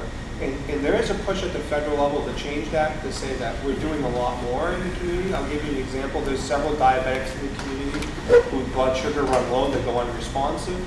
We arrive on scene, they're unresponsive. We immediately start an IV and we give them medications to alter their blood glucose in a number of ways. They wake up, they're okay, they do not want to go to the hospital. We incurred all that expense in emergency, and they sign a paper saying they don't want to go to the hospital. I can't even recover, if they were perfectly insured, what those costs were. And the other aspect of what we do, and I think this is really critical for our community, and we do a lot of it. I actually just gave a thank you letter to the board tonight that resulted from it, is we're a big safety net for the elderly population. I can't encourage the elderly population enough to get the life alerts, the help I've fallen, I can't get up buttons, because we see those people a lot. It allows them to live as independently as possible for as long as they can, and they'll push their button, hey, I fell down, I can't get up. And there was one family we had to help a lot, unfortunately, and we had to basically file a complaint because we felt like it was not safe for them to be there. It was hard to do, but we'd go every day and pick her up off the floor and whatnot. And their family actually just sent us a thank you letter, which was very surprising because I thought it was going to be really negative contact with them. So a lot of what we do is we'd rather, I tell the elderly couples, don't try to pick your husband or your wife off the ground. I can't have you getting hurt. You're caring for them already. If you throw your back out trying to pick them up, now we have to care for both of you. You're going to end up in a nursing home or God knows what. You call us, we'll go out. Let us do that lifting. So that's a lot of what we do here too. Well, part of the reason why I'm asking about the numbers and how we want to divvy them up and understand them is the transparency, is the planning, is the budgeting. So it's much easier to sell an item because you actually have the statistics to back it up when you're talking to the public and presenting at the delivery session. So, Sure. and also being on, film right here. So that was the reason why I was asking how we can have those. yep, we can certainly give it to you. I can tell you, I looked it up. Not this year, Okay. next year, yeah. I won't be giving it to you, somebody else will Yes. be. But I can tell you, I did look at the numbers this morning. Even though March was when COVID hit in March, the call volume or the request for services declined significantly. However, we are 6% above last year as of today. So Year to date. Year to date, we're Is that 6% increase in call volume already. So I don't have the breakdown of EMS versus fire. We certainly can get it for you, but it's 6% increase in the total numbers already for the year. Is that because we're seeing a lot more people in the area also?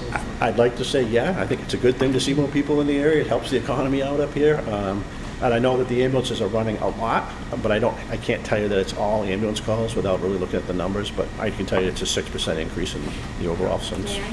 Yeah, I've just got a question, going back to the budget, and maybe, I don't know, Karen or anyone else that can answer this.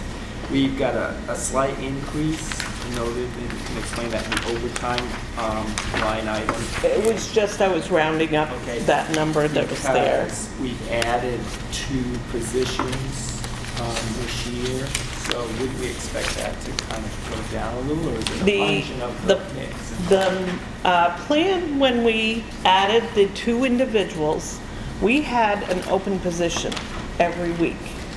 1 open position of 24 hours. So we had on the schedule an open position that was covered by overtime every single week. So part of going through the process of deciding to include or add those additional people was the goal of reducing some of the overtime. Well, most of our time for coverage is for EMS rather than overtime in the fire department. So the fire department overtime has dropped dramatically. The EMS I have left the same because I feel there still needs to be, and I've talked with the interim chief and I've talked with Andrew, we still need to leave some money in there for overtime. It just is never gonna be zero. So we'll see when we go through the fire department budget, that decrease in the overtime. Yes. It's a tough thing because I don't look at these guys, like I said, as these are my EMS people, these are my fire people. It's one department, but we've come to an agreement. I did my budget, she did her budget. It was kind of funny because we compared them side by side, and our percentages on what was EMS and what was the exact same. So if it ever come a time you could put the budgets together, you could always turn around and say how much of that, take whatever percentage. So we'll say the salaries, 28% of the salaries is the EMS budget. The balance of it would be the fire budget. And you could do that with all of the budgets that are the same. So like gas and fuel, you could figure how much are we allotting for the ambulances versus how much for the fire trucks. It's all done percentage-wise. And once you finish another full year, you can go back and validate that that's truly the expenses. How many people do we have now in the fire department, EMS? How many employees? We have 12 in total. plus a chief, which we have an interim chief right now. And Still then got- we you still have gotta call. pay You have your part-time call people. So, and that's another interesting These are thing. full-time. You're going to see that as well. So the involvement of the call people, because people's lives are so much busier, not only here in Littleton, I'm working on a study for 7 communities, and I just finished 2 other communities doing a study for them, and they're all in the same boat. But the time commitment for people for the part-time or the call basis is dropping. They don't have that anymore. We're seeing it here. Even when we've had 3 fires in the month of September, we didn't have the number of people come back that we would hope would come back. All these fires were on nights, weekends, so it wasn't that they were working during the day. So we're trying to figure out a balance between how do you adjust for all of that. So I think we've done pretty good on some of the reductions to try and come up with that balance. We'll see what will happen in the next year. Chief, one of the historic issues that we've known is, one time we had a robust call company, but there's been an issue for years, and we had some significant call company people leave without an exit interview that any department would rule to have. And if you talk to those people, not feeling welcomed in the building, not feeling appreciated, has been an ongoing issue. So the good news is, I met with the current, all of them, all but one actually came, and we went upstairs, and nobody in the room but the call people and I, and we kind of had a very open conversation, and I heard that. I heard that from multiple people. But I also heard from him at the same time of, the people that were here when that was taking place aren't here anymore. And it's such a younger, more vibrant group of people here now that are much more accepting of this. But it's a tough thing to change. It's a tough thing to get them back in here again. And as much as we've been trying since really July, August, into September to try and get them back and engaged again, it's a Well, tough thing it's not to going to do. be a quick recovery. Right. But, you know, some of the, one I'll mention, because I know he wouldn't mind, you know, unfortunately he's passed away, but Jim McMahon, who was a tech here in Littleton for 30 plus years or whatever. I can't tell you how many times,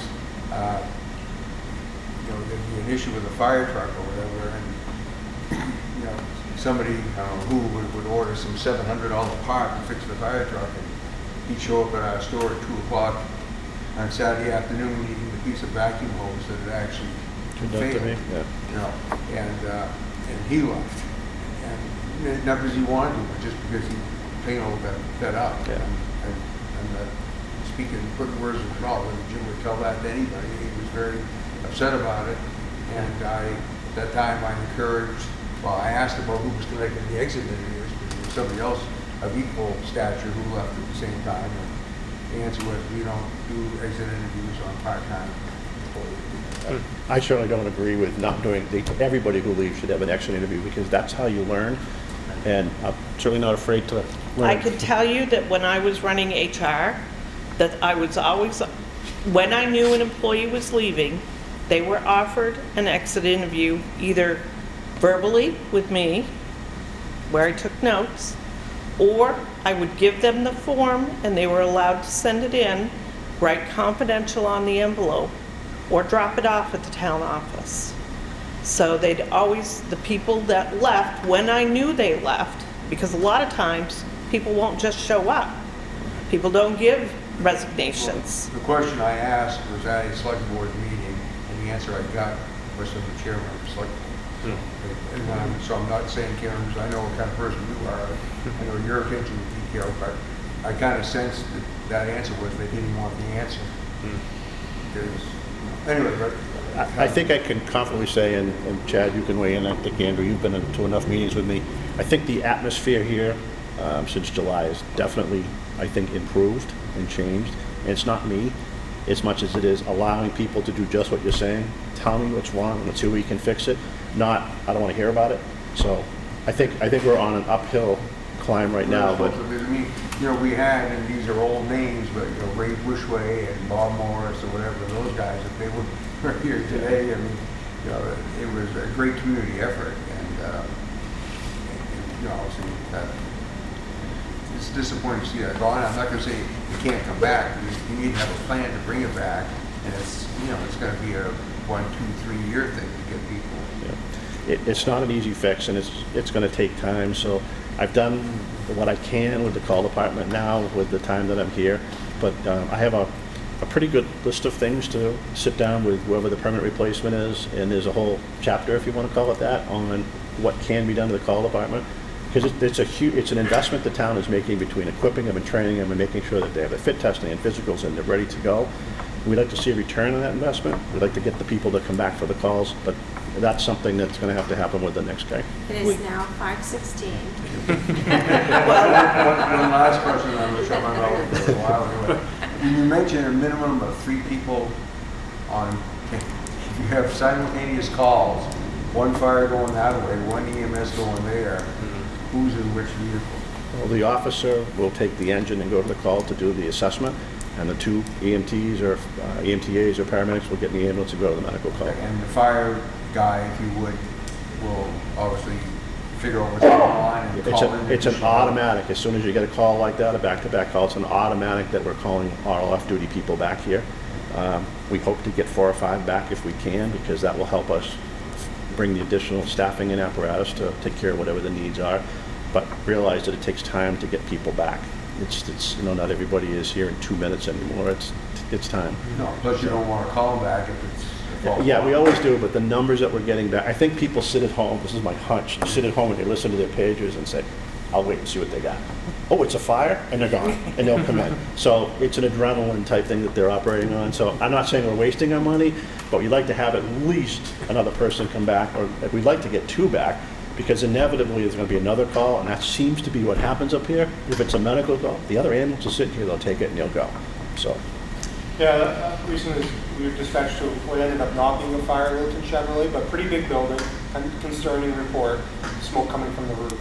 And I was coming back in for that, and they were down there, didn't really see anything. The medical call came in, I never even made the station.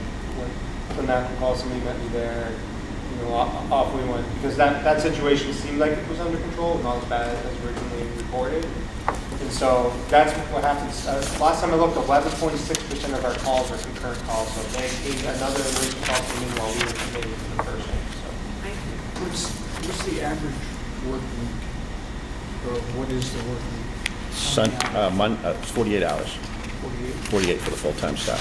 Straight pay. Straight pay, 2 24-hour shifts. And when does the overtime kick in? We've got a 3-hour callback. 3 hour, but it's after that.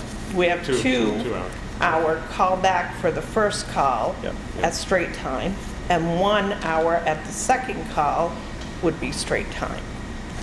Because most of the calls at So one you point weren't theoretically lasting 3 Well, how hours. do You're you get to 51. 48 hours? So 48 is scheduled. That's your scheduled. 7 in the morning to 7 in the morning. Fire, isn't it 53? There are multiple schedules. There's a 42-hour schedule, there's a 48-hour schedule, there's a Right. 56-hour schedule. Right, but So why isn't the town taking advantage of Because of the CBA. 52-hour? yeah, you have to negotiate that in the contract right now is, Why isn't the town taking advantage of that? You got 12 guys. We've got Is- contracts coming up next So, yeah, year. well, so you have to think about something though. There's more hours a week. So if you want to divide them out evenly, you're going to either hire more staff, because this is something that you and I have We were talked talking about. about, yeah. If you go to the normal 4 platoon, it's 3 people. So here's your 12 that you currently have right now, but then it's man-for-man coverage every time someone's out sick. So your overtime goes through the roof. So the current plan, the way that it actually works out, we're hopefully going to save the money and not spend as much on overtime. Yeah. But as soon as you switch that schedule around, that's going to cost you more money.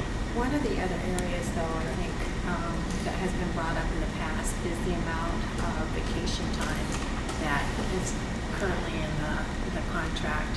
How much, so do you, off the top of your head, do you know the vacation time? What each person accrues, Well, like if you've been here a year. I can't give it to you off the top of my head, but I can send you my breakdown. Newer hires are getting less than somebody that's been here prior to a certain date. And When that it's accrued, 2014. and is that accrued time for sick leave and, I mean? Yes. It's the whole It's package. The whole package, personal time, leave time, sick time, leave times, vacation time as well. You know, if somebody was going to be out on disability, the first 10 days, they would have to, or the first 10 days of what they normally would be scheduled, those hours would have to be pulled from their leave time. So I was just, I found this great site. It's called the New Hampshire Public Employee Labor Relations Oh, Board. yeah. Something like that. PLRB. Yeah, I know. And it has every contract Yep. that you can, look at. So I actually was digging around because that was a question about overtime. But it's, like you said, it encompasses all of those other things too. And so I said, oh, look at Plymouth, not all of the small towns around here have their own fire station. And so anyhow, I couldn't make direct comparisons with some of the towns. But, like Plymouth, you have to work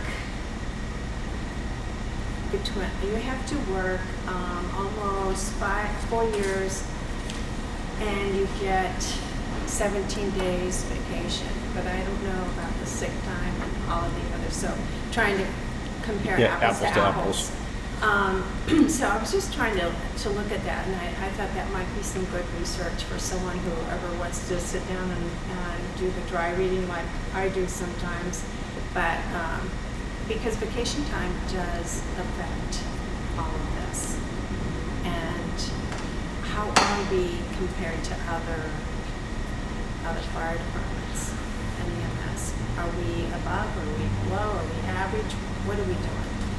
So, If you're gonna do the research and do that, do yourself a favor and do the salary study, everything all in one whack. But look at comparable towns to Littleton, so you are looking at apples and apples. Same staffing levels, same population, call volumes, because that all is gonna come into play, whether they're working 24-hour shifts. So like Campton Thornton, for instance, only works days, they don't work overnights.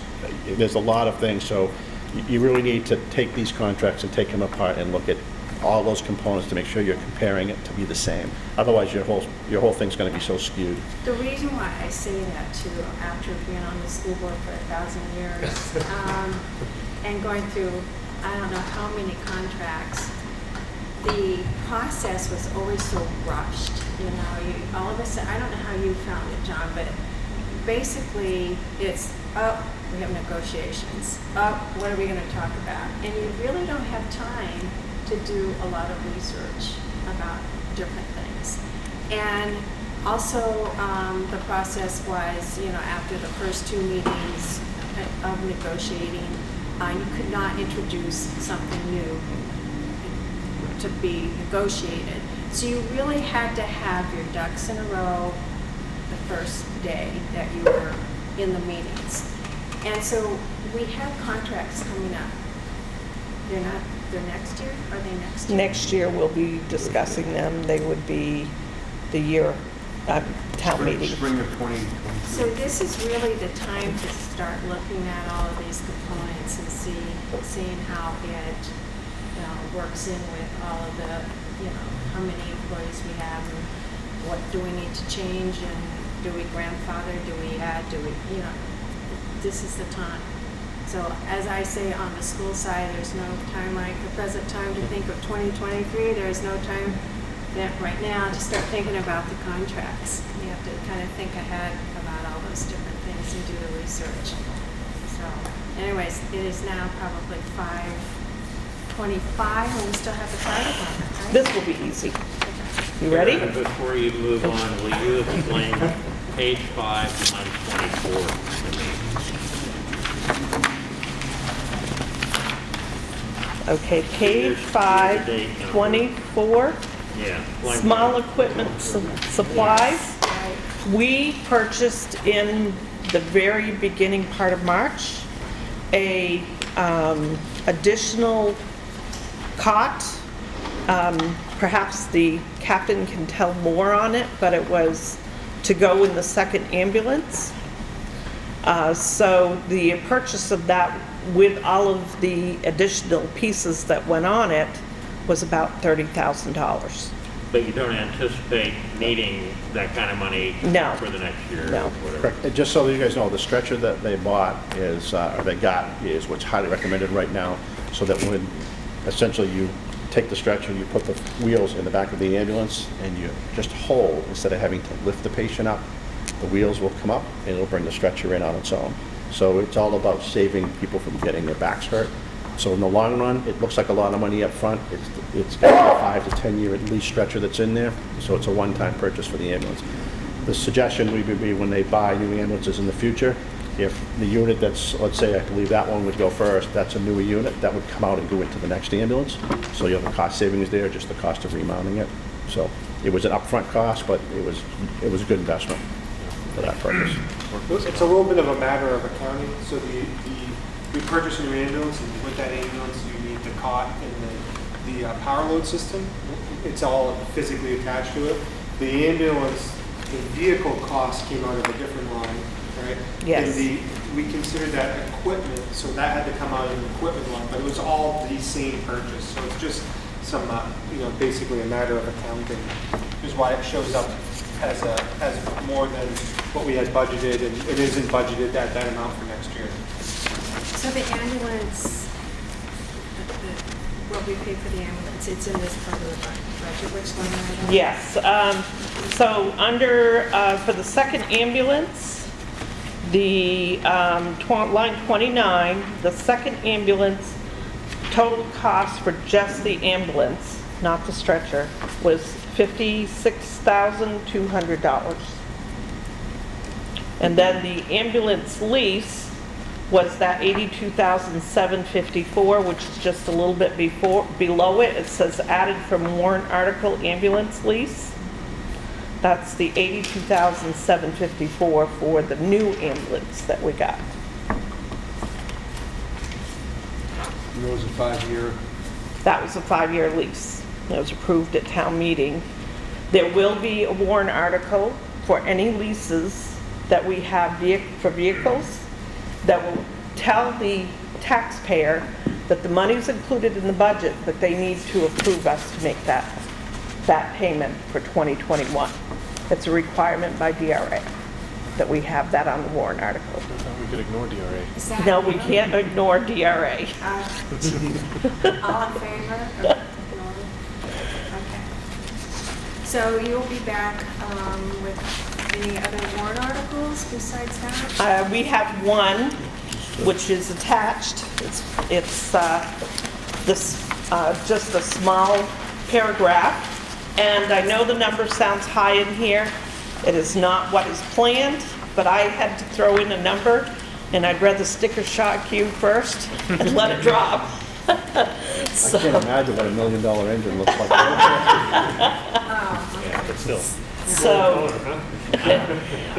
No, it's not for real.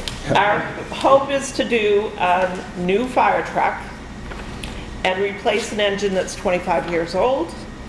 The plan is to do a 3-year lease, have a smaller payment in 2021, a second payment that might be larger in 2022, and then again a smaller payment in 2023, because that's when you're hoping to do school things.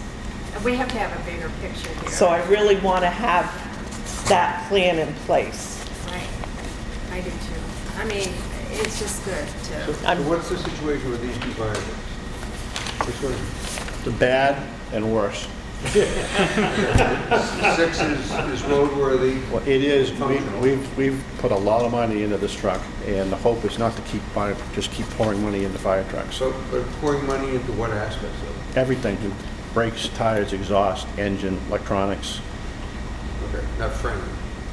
No. Believe it or not, the frame actually passed this year. Yeah. And I was warned that might But not we be need the to case. spend a bunch of money on the pump, the valves, if we were to fire this up now, it starts leaking water out everywhere. It becomes a life safety issue to the firefighters operating the truck too. This guy over here is, That's kind of in the same boat. The problem with that truck here is it's got a fairly decent pump, but doesn't have the compartmentation to carry the jaws, the airbags, and all that kind of stuff that's carrying. So it's totally different. One truck was donated, and one truck you purchased. This truck over here, this 94, which is older than several of our full-time firefighters right now, was donated by the city of Rochester. We had to pay to have some repairs done to it, but overall it was in good shape for a 94, and it came with the right price at the time. and this, which was 0. Correct. But the truck this replaced is the one that had the frame failure? Engine 3, I know there are issues with the frame.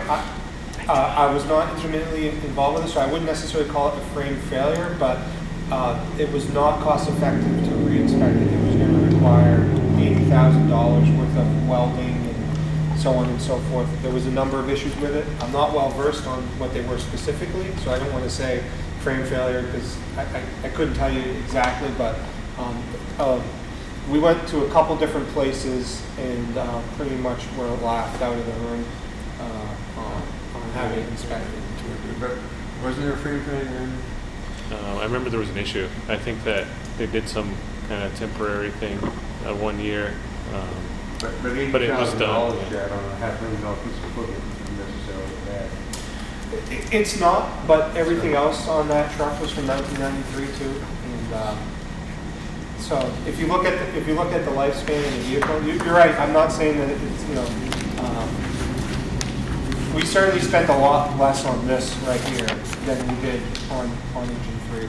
The vehicles, even still, they have some issues that what I'd say are more chronic and wouldn't be acceptable in other fire departments, but we just kind of Keep put it up going. with. So, because it's our situation. And what we don't have to talk about compartmentalization. It's a good point. A lot of departments around us, they have rescue trucks. So they're just trucks that don't have fire pumps, but large compartments and whatnot.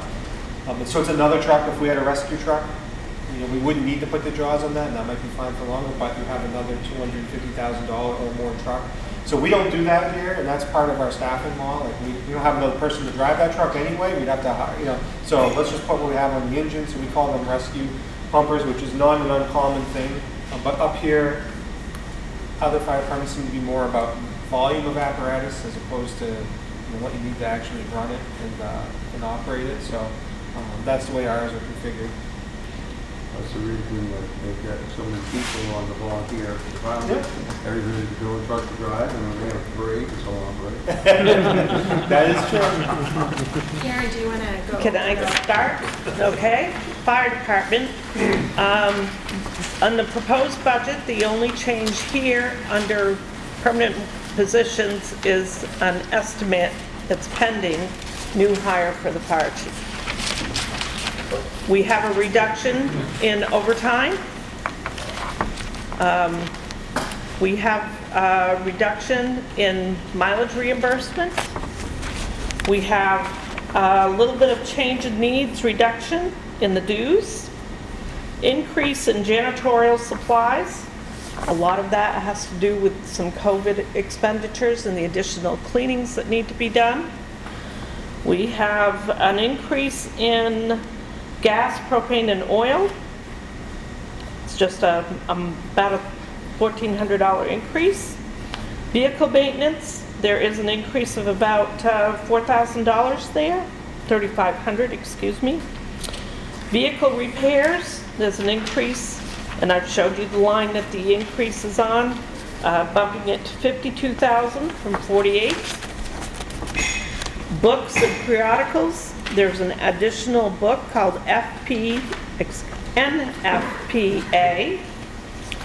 and then there's a reduction in the events and activities by $800, and unanticipated expenditures critical incident. That has an increase of $4,000 to it.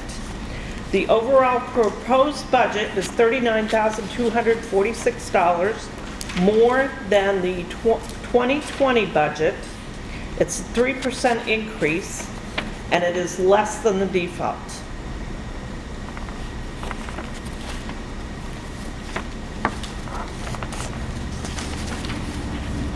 Any questions? How's that default determined? I sort of forget. It is, Go ahead. it's determined by last year's approved expenditures, plus or minus any safety issues or one-time expenditures. So minus one-time expenditures. You have to add in any CBA cost that has been approved at town meeting. So majority of it is last year's expenditures, exactly the same. And it can't be changed by the voters at town meeting. The default cannot be changed by voters at the town meeting. So, Proposed can. The proposed can. so how did we come up with the funding for 2 new employees?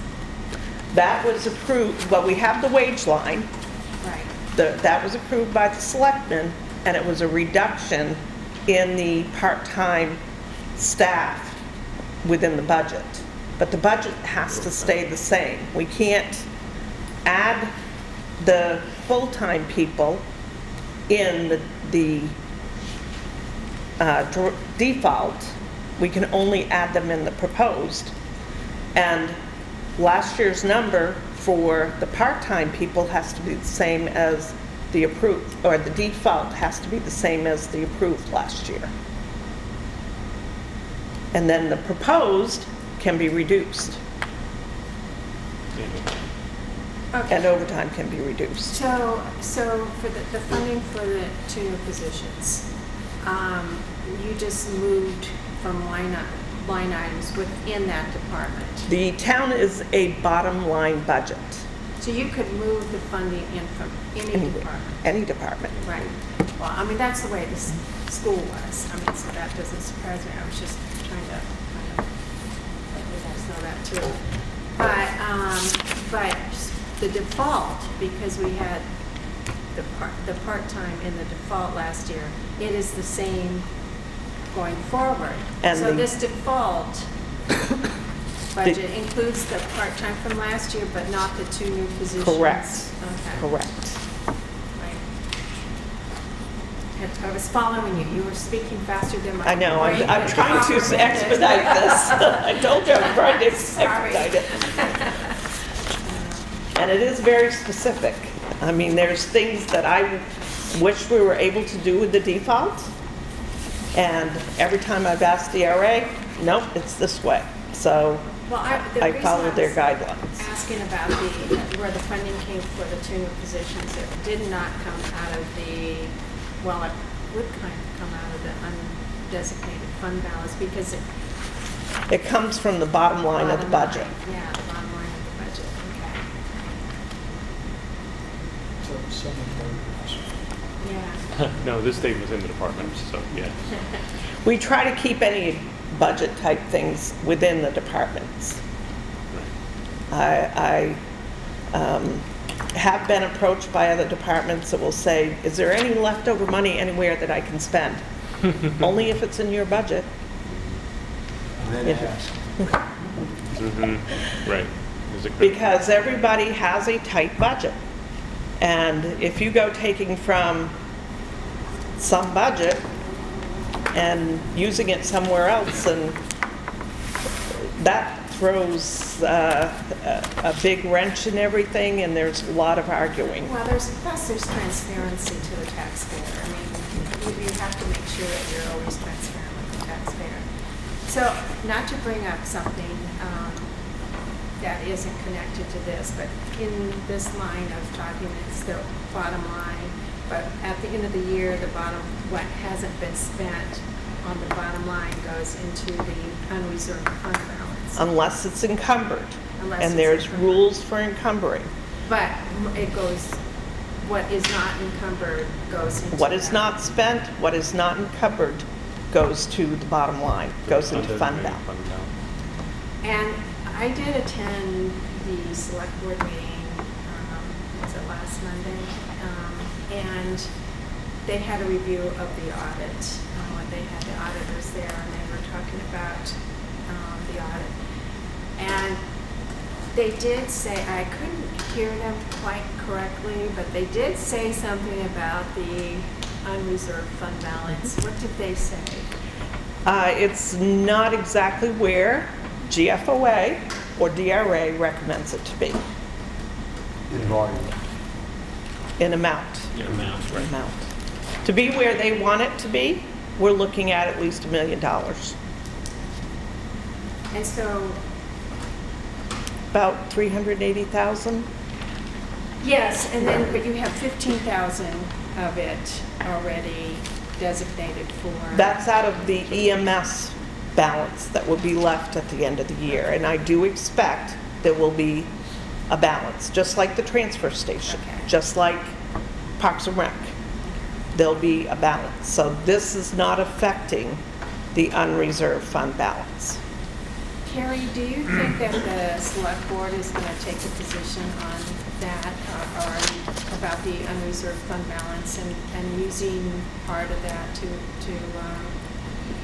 develop the proposed budget, to offset some of the expenses? Well, we had discussion last year on that, so I would imagine it will Yeah, I be mean, it discussed. ends up being a discussion of how much do you save in the rainy day fund versus how much to help offset the tax rate, So yeah, it ends up being a discussion. What do we have for expenses that we're going to encumber? And try to weigh everything, Is there an inclination to raise the amount of fund balance that we're maintaining?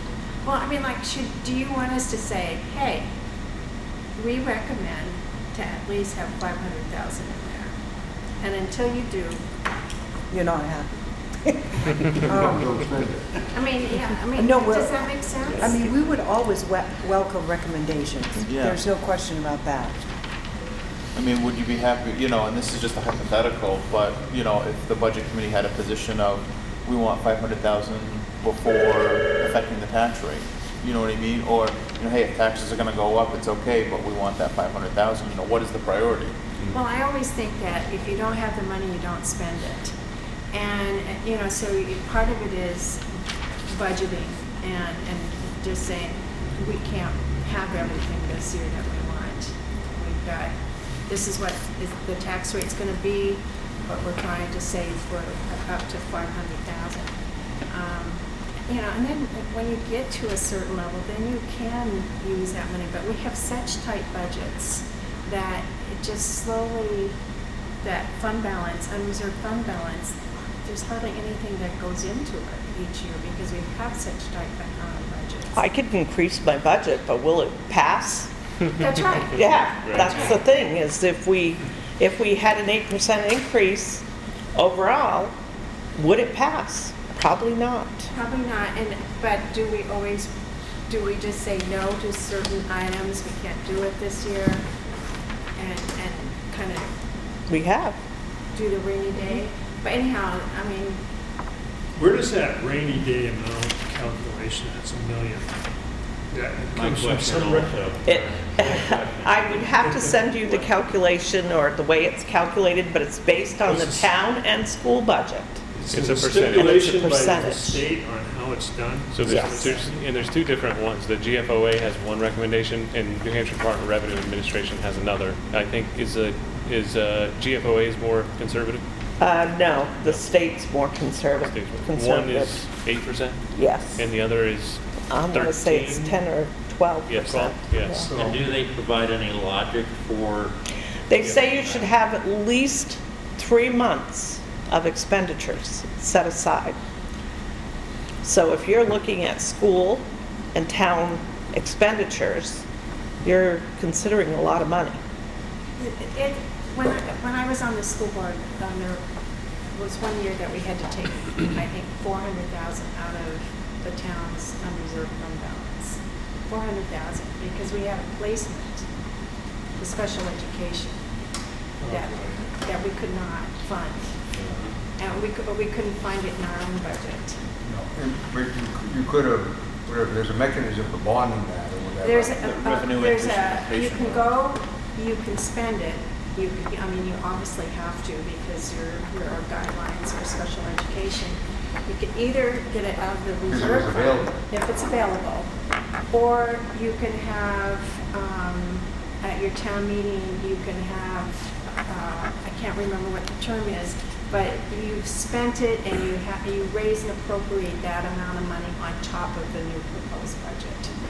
So it's not easy. You can always go get it's not a TAN for them, It's a RAN. RAN for them. You can always get that, but you still have to pay that back. So you still have to go to the people at the town meeting and say, not only do we need the 2021 budget, but we also need $300,000 or $400,000 because we had this over here this year. And you can do that. You have to get permission though from the state first, from the Department of Education first, in order to do that. And what you're saying, if that would have happened today, there's no There's no 400,000 money. we had. There's no money. So how much, let's see, let me word this correctly. So we're in poor shape relative to these recommendations right now. In the past, have we always been at this sort of a deficit? We've been bounced up and down between 250,000, been as high as 800,000 at one time. Okay.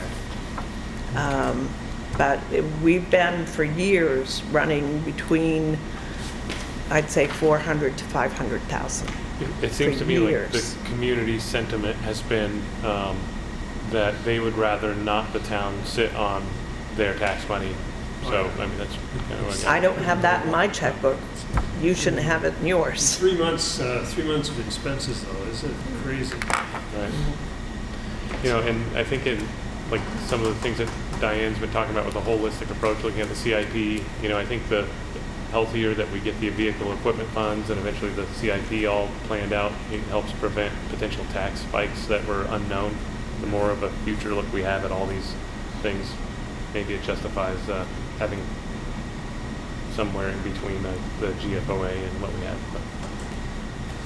And plus, if you kind of have a plan going forward, then you can apply for the grants. You know what grants, you can put your feelers out for different things and get on top of that. But if you don't know from year to year what you're going to do, then it makes it tough.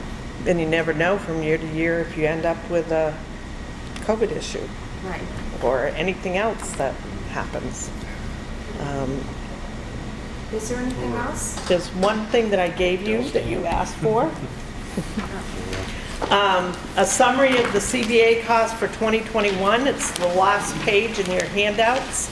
I had told Diane that I would do this, and it's a summary of what the wage increase and the benefits related to it, and any other benefits that were included in the CBA, what that increase is going to do.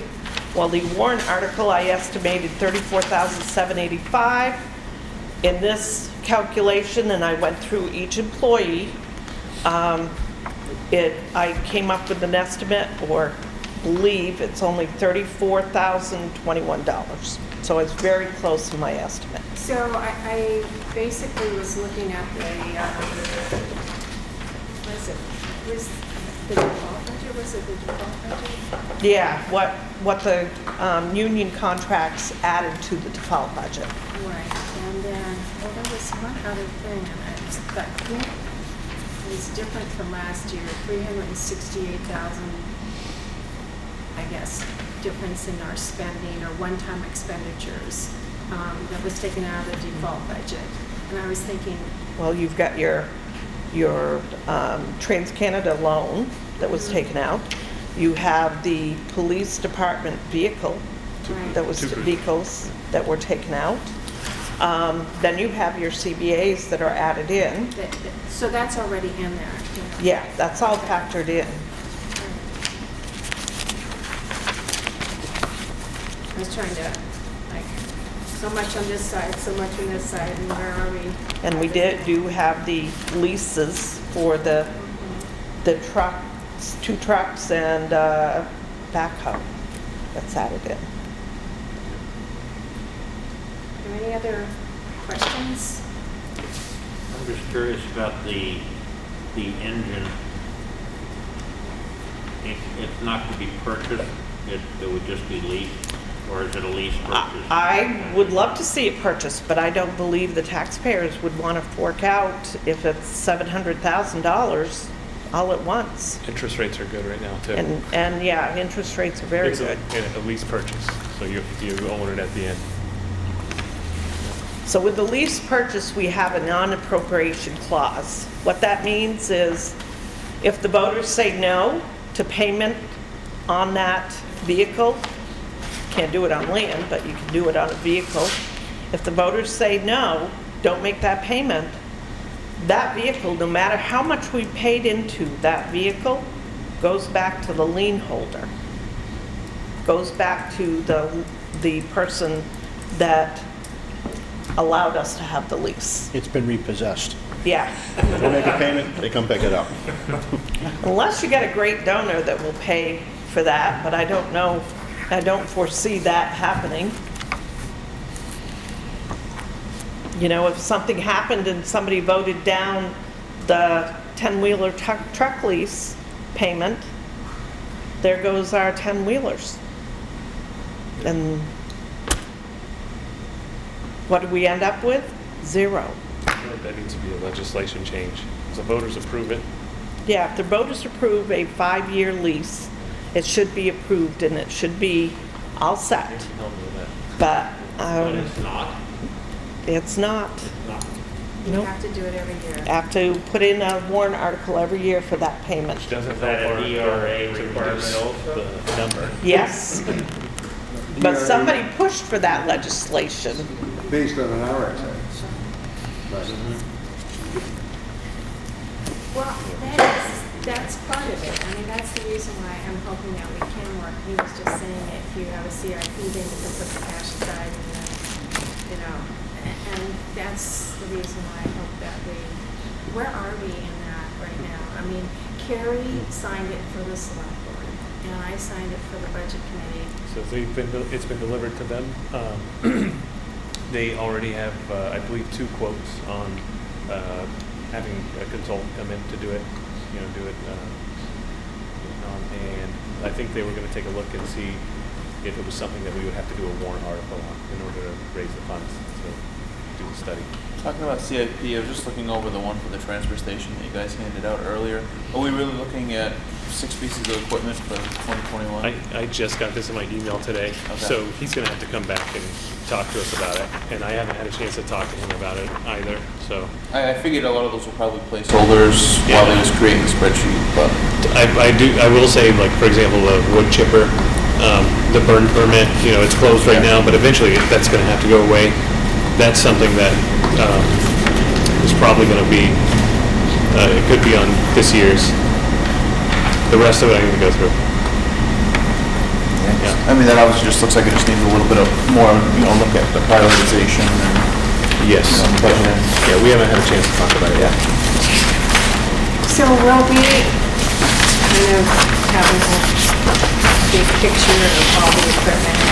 I know that Doug has put together some, and then we just received one from Brian, and then they got the fire truck. But I mean, to kind of get a global picture of what we should be doing from year to year, kind of line with what you were saying. We had the $460,000 come off because of the repayment to the dam was retired, but that has already been chipped away at from last year, what we voted on this past March. I think there was probably $250,000 difference in that right now. What was new, what came off. There's probably $200,000. So anyways, but here we have, the fire truck, and then we have some more equipment coming from everybody. Each department has their list. And then the police chief, or the chief of police basically said he wants to be able to somehow figure out how to bring those 3 police cars back 2 years from now? He'd like to put away $50,000 a year for 20 or $50,000 next year and the year after. And then the 3rd year, he would be pulling that, or we would be pulling that money from the capital reserve funds and putting another 50 with it to buy the next group of 3 vehicles. So is it possible to get a list of all those, I don't know where you draw the line, large capital items for a 3-year projection, which ones are hitting this year, next year, and the year after kind of thing? For the vehicles and equipment, we'll have that before we enter this process. But the transfer station will be separate because typically that's paid out of the transfer station revenue. So you'd see, for example, the transfer station items on that, as well as the trucks, and as well as whatever the police want to see, that sort of thing, all in one sheet as a capital expense. I would wonder if we do it that way, or what affects the general fund versus the different funds, right? You could separate it out on the same sheet. Yeah. See, I was thinking. How many cars do they have? I don't know the answer to that. I can find out. It's in my brain here. It's just, actually, if you look on, it's on the sheet. We'll say 6. Buy your car this year, you should have it for 6 years, or it gets replaced. No, they do that. That's the way it happens. So what happens is, like, Now he's asking for 3. so he's doing, In 1 year, how many years you gonna hold on to that? so yeah, 6 those are 6. And what happens 10 is, years? they cycle through. So like those 3, I think it's a 6-year, it's either a 6-year or 7-year turnaround. He's got it on his, Right, but he just got 3 cars. Yes. so we wait for 3 years, and then you replenish the oldest 3.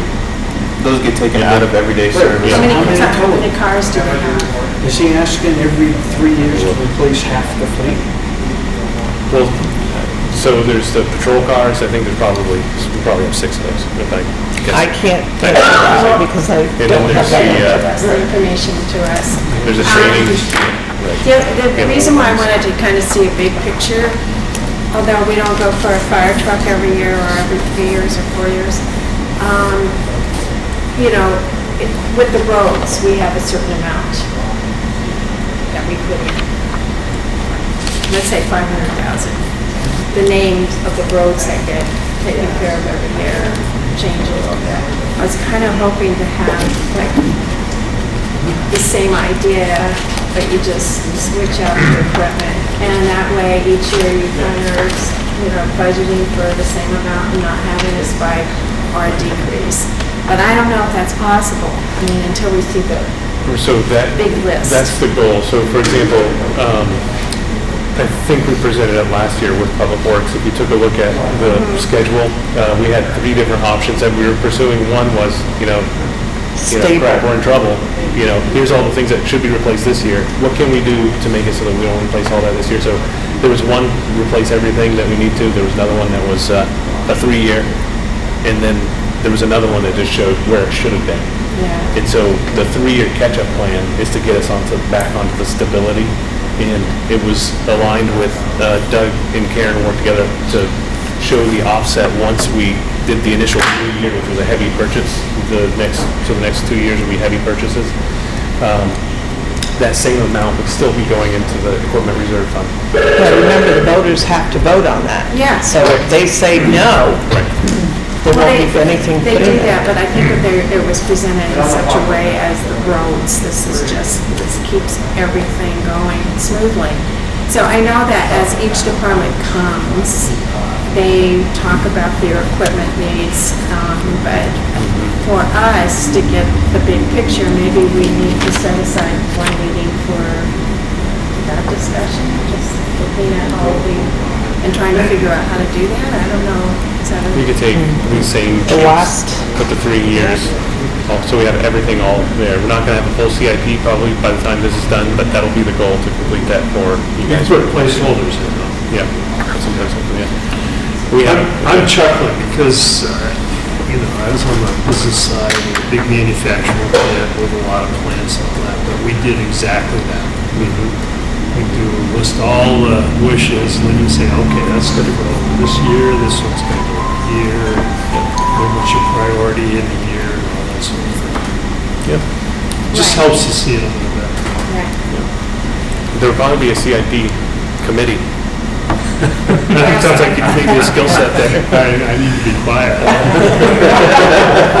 It is 6 o'clock. Is there anything else before this committee? So should we adjourn? Motion to adjourn? Motion to adjourn.